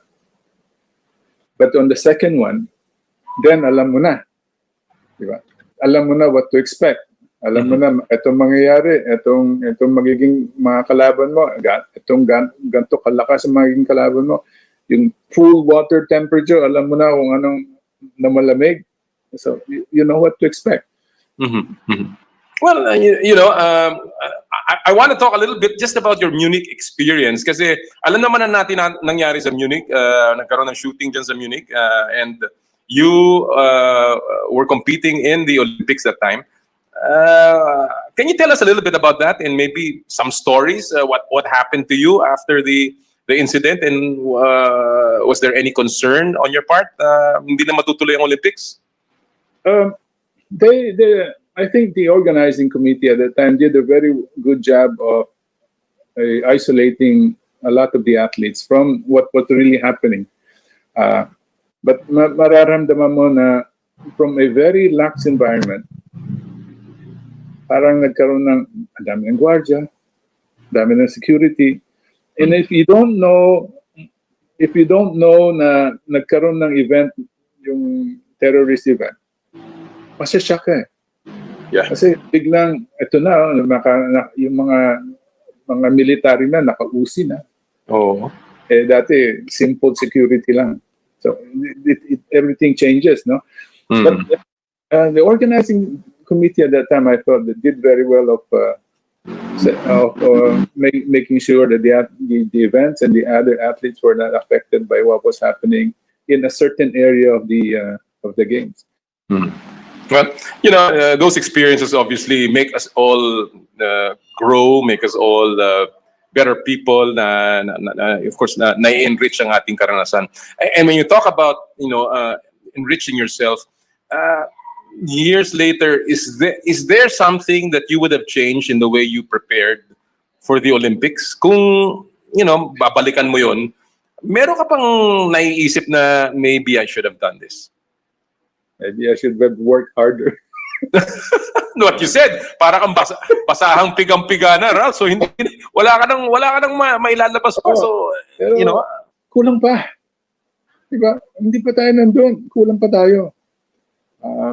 So, biglang tatanungin mo, ano mo yung ginagawa nila na hindi natin ginagawa? And what was that? And then, kita mo, at that time, they were already into weights. They were already into sports science. Mm. Mm. They were already into getting their team ready 4 years or 3 years prior to the games. Mm. You know also that at a very young age, they were already being home. Mm. So, malayo na sila. Malayo na sila nung panahon na yun. Yeah. Yeah. In terms of the physique, hindi naman yan, it's not about the physique. Hindi naman kasi mga 6'3", 6'4", again, the height plays a big part. Totoo ba yan for swimming? I think in the last, naging height factor yan in the maybe sometime in Montreal, then after Montreal, height started to become a factor. Yeah. But before that, meron pa tayong swimmers. Even coming from the United States, meron pang swimmers na 5'11", 5'8". Yeah. Meron pa. Ngayon, even if pag makita mo sa Asian Games, Yeah. or even the SEA Games, you compare the Singaporean swimmers are a lot taller than the average Filipino swimmers. And their physique, I think, is bigger. I mean, is more meron, makikita mo na iba yung dryland training nila. So again, athlete selection is very important, I suppose, in really preparing yourself long term for an Olympic medal. Kailangan yung pathway, alam natin importante dyan, pathway from a very young age. Nakikita na kung sino yung nag-excel at meron na silang pathway to the Olympics or to the Asian Games. Right. Okay. Yan po mga kaibigan ang panayam natin with Ral Rosario, ang two-time Olympian. Well, he talked about sacrifice, he talked about no shortcuts, and of course, yung pong pathway patungo sa Olympiada. Again, it was a very enlightening discussion kay Ral at sana may natutunan ng ating mga atleta na patungo po sa Olympiada na bagamat maraming agam-agam, marami po tayong hindi pa alam. Lakas lamang at tatag ng loob and of course sakripisyo para po makamtan ang ating pangarap na medalya sa Olympiada. At this point mga kaibigan, gusto po nating pasalamatan lahat ng ating mga tagapagtaguyod ng Power and Play. Big Boss Cement, Big Boss at Tatag, Big Boss at Tibay. Nandito na ang Big Boss Cement. Di basta matitibag, approve sa kalikasan at sobrang abot kaya. Big Boss Cement is the first eco-friendly cement company in the Philippines. First and only cement that is produced with low to 0% of high carbon footprint materials. Big Boss Cement, Big Boss at Tag, Big Boss sa Tibay. Marami pong salamat kay Engineer Gilbert Cruz at ang buong Big Boss Cement sa kanilang suporta. Marami din po salamat sa Cherry Loom, ang yerong may aluminum. Sa ganitong pabago-bago ang panahon, mga kababayan, sobrang init tapos biglang uulan, kailangan natin ng matibay at protektadong bubong. Dapat ang bubong ay yerong may aluminum. Kapag may aluminum, tiyak na pang matagalan. At isa lang ang alam kong dekalidad na yerong may aluminum, yan ang Cherry Loom. Tibay protektado sa pangmatagalang yero. Cherry Loom, ang yerong may aluminum. Marami pong salamat sa ating kaibigan si paring Elmer Ngo at ang Cherry Loom. Katuwang din po natin, of course, ang Elms Kapihan and Bar, Elms Resto Bar Group. Ito po ang home of native itik. Napakasarap niyan, ha? At meron po sila mga branches sa Capitolio, Pasig, sa Cali Bistro, Commonwealth, Quezon City, sa Robinsons Novaliches at sa Poblacion Makati. Kung kailangan niyo pong kung gusto niyo po ng masasarap na mga pagkain, hapunan, tanghalian at almusal, pati snack, puntahan niyo po Elms Kapihan and Bar. Marami din po salamat, of course, sa Joyride, ang bago niyong kasundo. Joyride po ay nagpapasimula na rin ng kanilang motorcycle taxi service, available na ngayon sa Metro Manila at sa Metro Cebu. Kung kailangan niyo po ng delivery services, of course, Joyride din ang inyong puntahan. Mabilis, mura at mapagkakatiwalaan na delivery. Download the latest Joyride app, now available already in Joyride Laguna. Namimigay din po ang Joyride ng libreng passenger helmet para sa kanilang mga pasahero para po sa motorcycle taxi. Marami din po salamat, of course, sa Maquillage Professional School of Makeup Artistry, ang official makeup ng Power and Play. Thank you also to Skin, your face and body anti-aging center, with branches at Wilson Street sa San Juan at sa Alabang Town Center sa Muntinlupa. Thank you so much kay Dr. G. Sarmiento at kay Doc Richie Sarmiento ng Skin. Again, ito po ang kanilang numero 0917-890-1640 para sa inyong mga pangangailangan sa skincare products at online consultation. Thank you so much sa lahat po ng ating mga tagapagtaguyod. At this point, gusto ko na magbasa ng konti bago natin ipasok ang ating susunod na guest. Nung mga nagpadala po ng kanilang mga komentaryo tungkol sa pulso, mula kay Mark Ryan Capasio, sabi niya, stats and standings lang po ang dapat na basis. Ang pinupulsohan po natin uli kung dapat nang baguhin ang voting system ng PBA Annual Awards. Mula kay Mary Ann Macapia, sabi niya, good morning po. Dapat po baguhin kasi dapat ang tinitingnan na lang ang kalidad ng player, di yung palakasan. Mula naman kay Ronald Alan Aguirre, sabi niya, nagiging bias dahil dyan siguro sa sistema. Yun ang ibig niya sabihin, no? Sabi rin po ni, sino ba to? Srivi, sabi niya, okay lang yung vote deserve naman ni Nakaperal at Pringle ang awards dahil nag-champion sila. At mula naman kay Ian, sabi niya, I think dapat baguhin yung botohan. Dapat sa stats tingnan ng media and player votes. Parks number 1 in stats and Pringle number 6. Unfair kay Parks kahit sa Elite 5 di siya nakapasok. Sabi ni Jeff Plaso sa Twitter, dapat lang po baguhin na. Yan din po ang opinion ni Jimboy Antonio as usual. Ay, hindi. Ano ba to? Ay, iba pala to. Sabi rin po dito ni Carlos Katigbaka Sanchez, sabi niya, yes, remember how Mark Caguio was not a media darling back then. Reason he can't win an MVP trophy.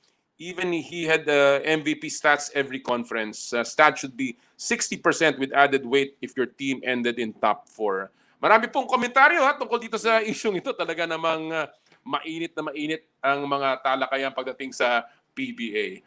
At this point, before we bring in our next guest, pasok lang po natin ang ating segment tungkol sa This Week in Sports History. January 23, 1973, si George Foreman pinatumba si Joe Frazier ng 6 na beses. Aba, ito po'y 48 taon na ang nakalilipas, naglaban ng 2 premyadong heavyweight sa mundo ng boxing. Ang kampiyon na si Joe Frazier at ang challenger na si George Foreman.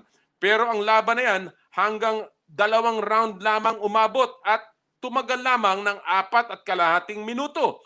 Ginulat ni George Foreman ang kampiyon na si Joe Frazier at pinatumba niya ng 6 na beses. 6 mga kapatid, 6 na beses si Joe Frazier. Sa ika-6 na knockdown, hindi na po nakatayo si Frazier at nakatikim na ng talo sa unang pagkakataon. Napanood ko pa to eh. Naku, talagang parang nagsasasayaw si Joe Frazier sa tama ni George Foreman. George Foreman beats Joe Frazier this week in sports history.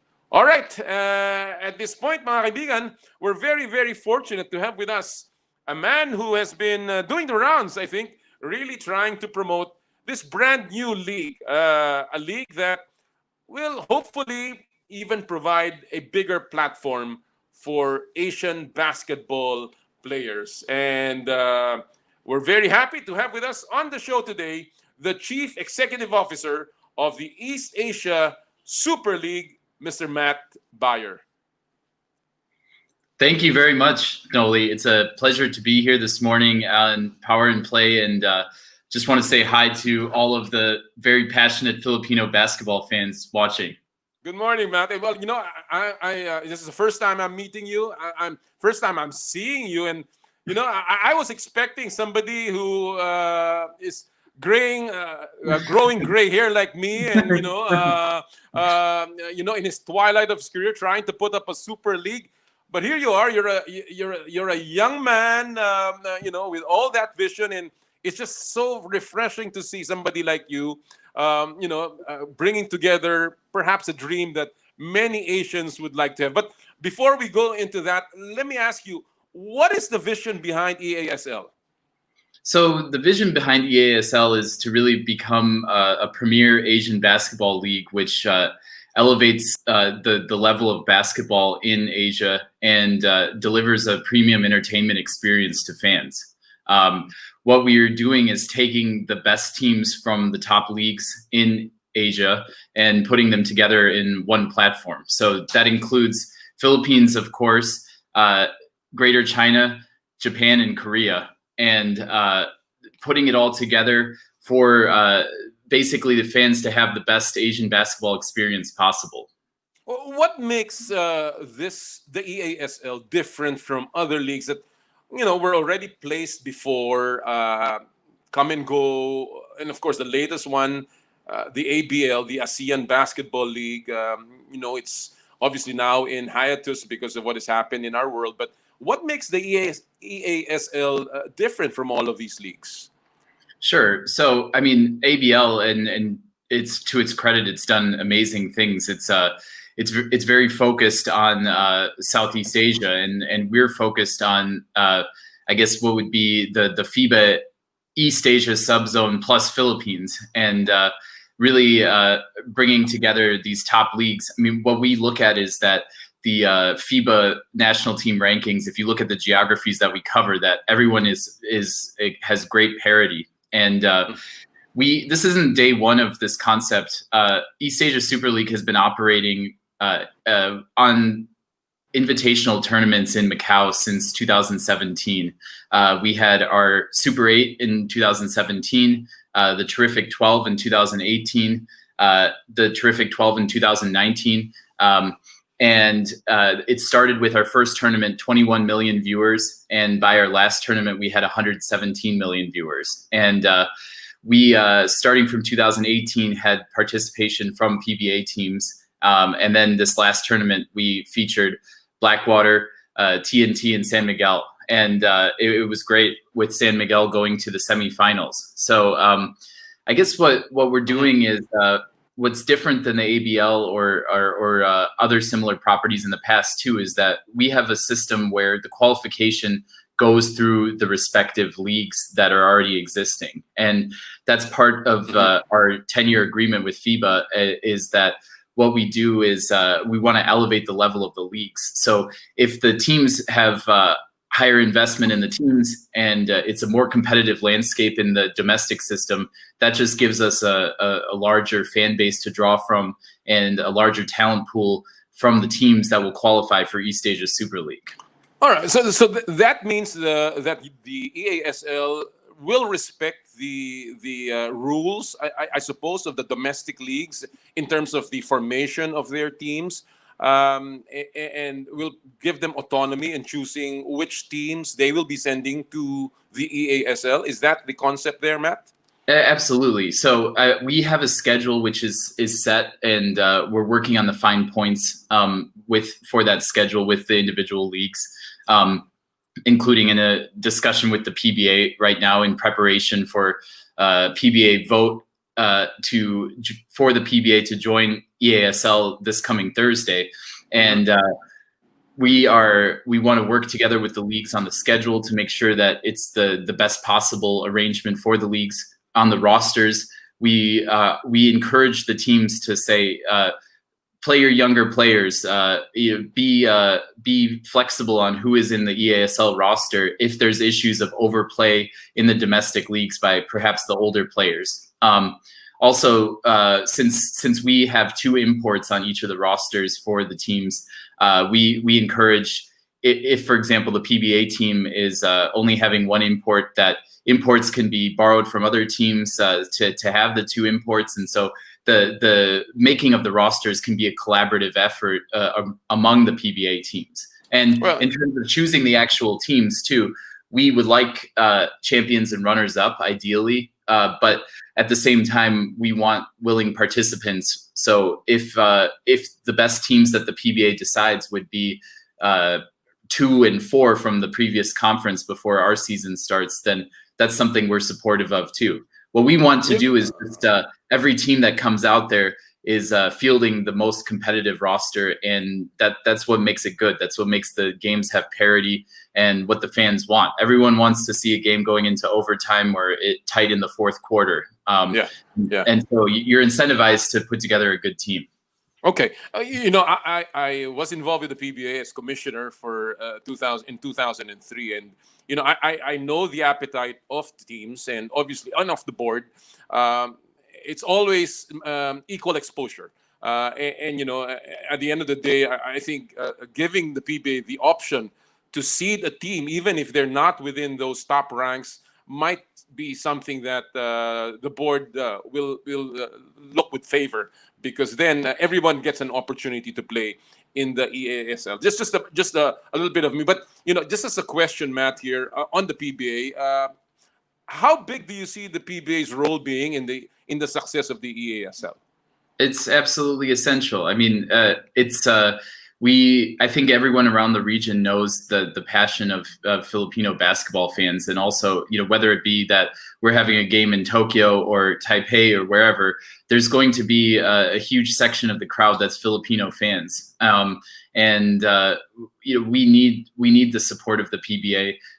We need to have Filipino fans behind us, and it's extremely essential. So in your point just now about the equal exposure or to raise the profile of all of the teams, we totally agree with that. And I think that that's part of us having a win-win partnership with the individual leagues, is that our interests are all aligned. Mm-hmm. Okay. Well, let's talk a little bit about your format, the format of the league, and I guess the timelines here. You've mentioned that there will be 4 basic countries: Japan, Korea, China, and Greater China and the Philippines, which in Greater China, I guess it means Hong Kong and Macau as well. Now, is this going to be Taiwan. a home and away? Home and away, and Taiwan. Yes. Yeah. So it's a home and away format. So there will be 2 groups of 4 teams, and they play home and away. And there will be a representative of each of the geographies in each of those 2 small groups. They play home and away, and then the top 2 teams qualify for the final 4. So there will be how many groups? There's 2 groups. So for the first season, 8 teams. By season 3, we're aiming to scale to 16 teams. Oh, great. Okay. And how many games will you be giving each team?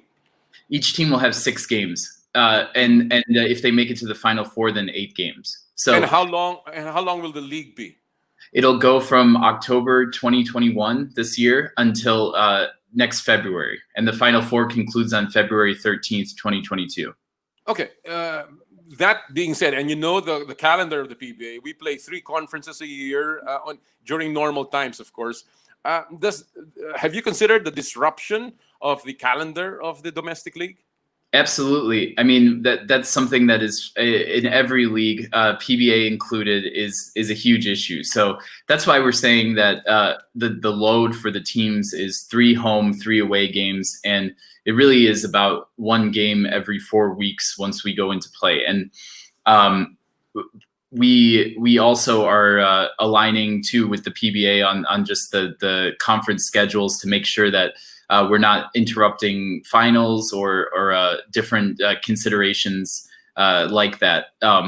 We try our best to stay away from those key playoff moments. I mean, a really good way to make enemies with domestic leagues is to injure star players going into the playoffs or things like that. So we want to make sure that we are sensitive to those types of issues. So in terms of the other countries, I guess you're dealing with the professional leagues as well. That's correct. Korea and Japan and Taiwan. Yeah. Yep. And China. Yes. Yep. So it's all, we have partnerships already finished with the Japan B League and the Korea KBL. We also have the dialogue ongoing with the 2 major leagues in Taiwan, as well as a partnership with the Hong Kong Basketball Association. So and this doesn't include the Chinese Basketball Association. We're still in dialogue with them at the moment, but it's I think that right now, given the coronavirus situation, and I think everyone in the world is aware of just how tight the controls have been there. I think there's a lot of issues right now on any type of international participation, including with like the previous window with the FIBA and going out for the national team to play in the qualifiers for the Asia Cup. China did not participate, and so we need to get a little bit further along with this coronavirus situation for the CBA to feel more relaxed, I believe. Okay. You're talking about making the games exciting. Obviously, parity comes into play with that. In that sense, are you going to be imposing certain rules to ensure that the teams are balanced in the sense that you regulate lineups or salary cap? Is there something like that in the horizon, Matt? I mean, in terms of the financial setup of the various teams, we don't get involved in that. That's the domestic league situation. I mean, to regulate their own leagues, players, teams, etc. What we would say is that it's very basic rules. Okay. If a player qualifies as a local player in their own league, then they're a local player for EASL. We also say that each roster can have up to 2 imports on the roster, and then they can also have an Asian import as well. Okay. So I guess it's really a league that's first is going to be heavily dependent. The anchor will be the domestic leagues. In terms of the future, is it possible that eventually there will be an actual league where teams join and they're governed by just a super body that you'll be putting up?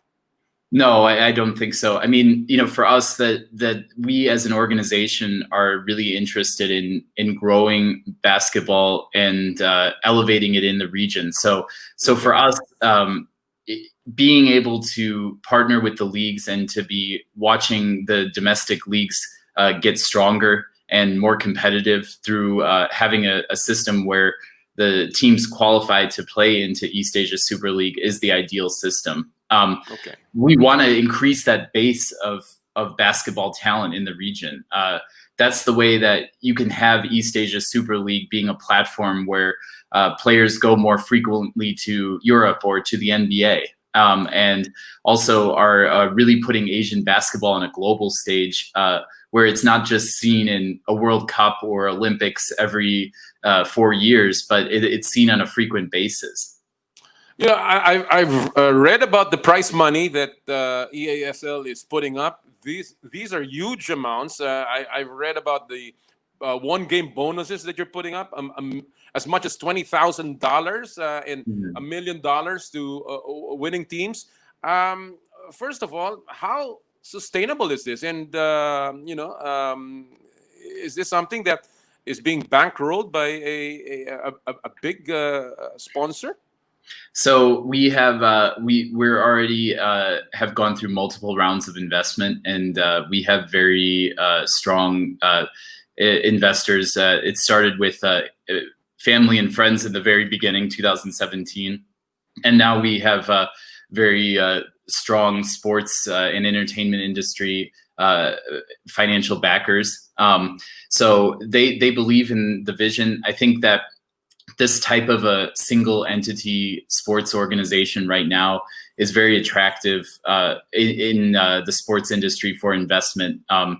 Being able to control your own broadcast rights and sponsorship rights is something it's a very valuable thing for an investor when you look at how the landscape of the sports industry is developing. And yeah, those numbers are big, but again, like, we want to do this right. We want to do it in a way where people are involved in EASL for the next 20, 30 years as league executives, teams, fans, and players dream to be playing in these games. So we have to put the numbers at the right mark to make it a serious affair. I mean, even for our week-long tournaments in the past, our last first place prize money was $150,000 just for a tournament where the teams were playing, I believe, a max of 5 games. So, wow.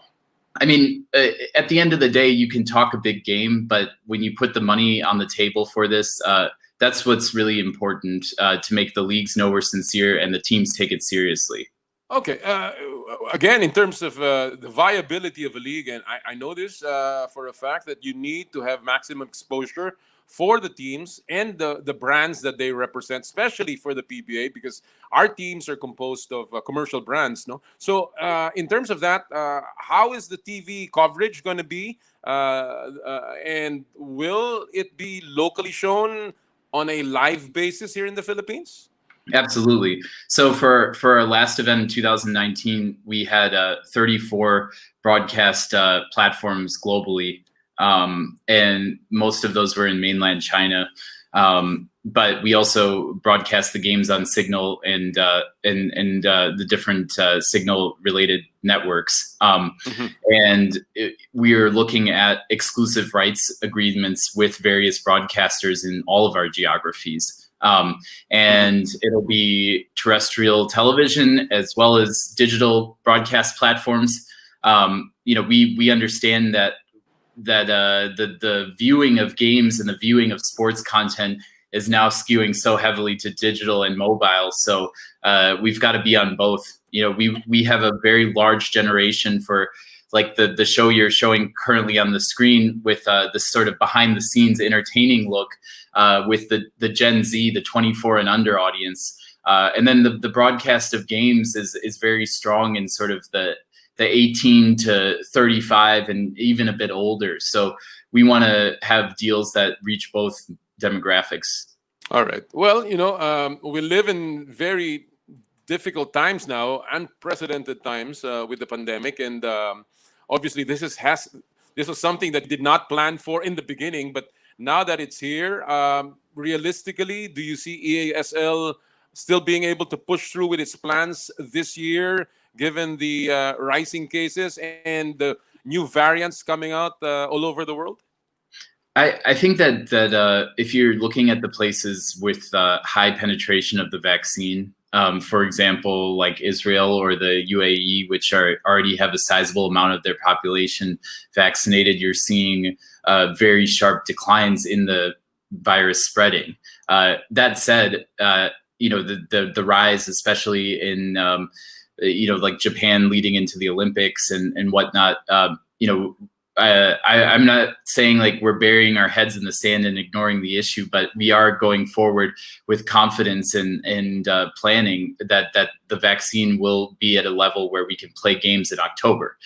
And if the worst possible situation is that international travel cannot be normalized enough for teams to travel, then our solution is to simply delay for 1 calendar year and just do the exact same thing we were planning to do originally this October, but a year later. And we spend our time strategizing better, building up a strong e-commerce platform for merchandise, creating more digital content, which gets the brand out there and the fans excited. So there's plenty of things to do. I think for me and for the team, just strategizing, you realize how many moving parts there are. And so it's good to have time. Well, I love it. I love it, Matt. Not only the plans, not only the vision behind it, not only the actual format that you're going to be putting together, but the determination in your voice, the commitment to something that certainly is something worth looking forward to, and of course to showcase the talent that we have in Asia. Thank you so much, Matt, for joining me today. Thank you so much. Thank you very much. Have a great weekend. Wish you all the best with EASL. Thank you. See you later. Take care. Yan po mga kaibigan, si Matt Bayer, ang Chief Executive Officer ng East Asia Super League, yung liga pong pinoporma nila ngayon para nga po ipakita ang galing ng mga tiga-Asia. At kasama na dyan ang mga manlalaro natin sa PBA.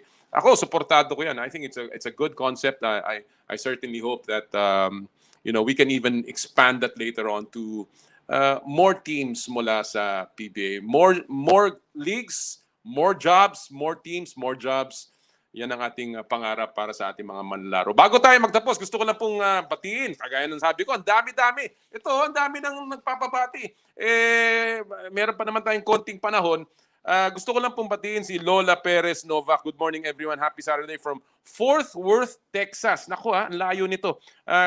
Kamusta rin po kay Thelma Arsenio, Ara Rosario, Esoronelo Tier, si Marvin Kelmat, Judith Bautista, Harold Grimares, si Emelita Paduginog mula sa Tondo. Magandang umaga po. Si Jocelyn Yanila mula naman sa Daet, Camarines Norte. Magandang umaga po. And of course, si Harold Grimares, nagpapabati siya sa kanyang kapatid na si Haji Grimares. Linggo-linggo daw nakatutok sila sa Facebook natin. Ching Mirabite, Nita Diwayan, Betty Sales, Benji Alaba. Kamusta rin po kay Bo GC? Pa-shoutout daw sa kanilang pamilya De La Cruz family sa Binondo at Tondo at sa San Andres Bukid. Si Angelo Redaha mula sa Malolos, Bulacan. Uy, si Joy Abaha at saka si Dines Regner, ang ating mga kaibigan, kasama natin dito sa Power and Play. Good morning. Alex Fuentes from Bacolod City at si Rodena Segovia mula sa Bacolod City. Napakarami po na nakatutok sa atin ngayong umagang ito. Marami po salamat sa inyong pagsubaybay at sa patuloy na pagsama sa amin sa Power and Play. Di paano? Tapos na naman ang isang Sabado. Magsama-sama po ulit tayo next week. At lagi nating sinasabi, pag tayo yung nagtatapos ng Sabado, bawal ang masungit. And of course, sa lahat po ng ating gawain, ad maiorem Dei gloriam, all for the greater glory of God. Happy Sports Weekend! More power, more play, mga kapatid.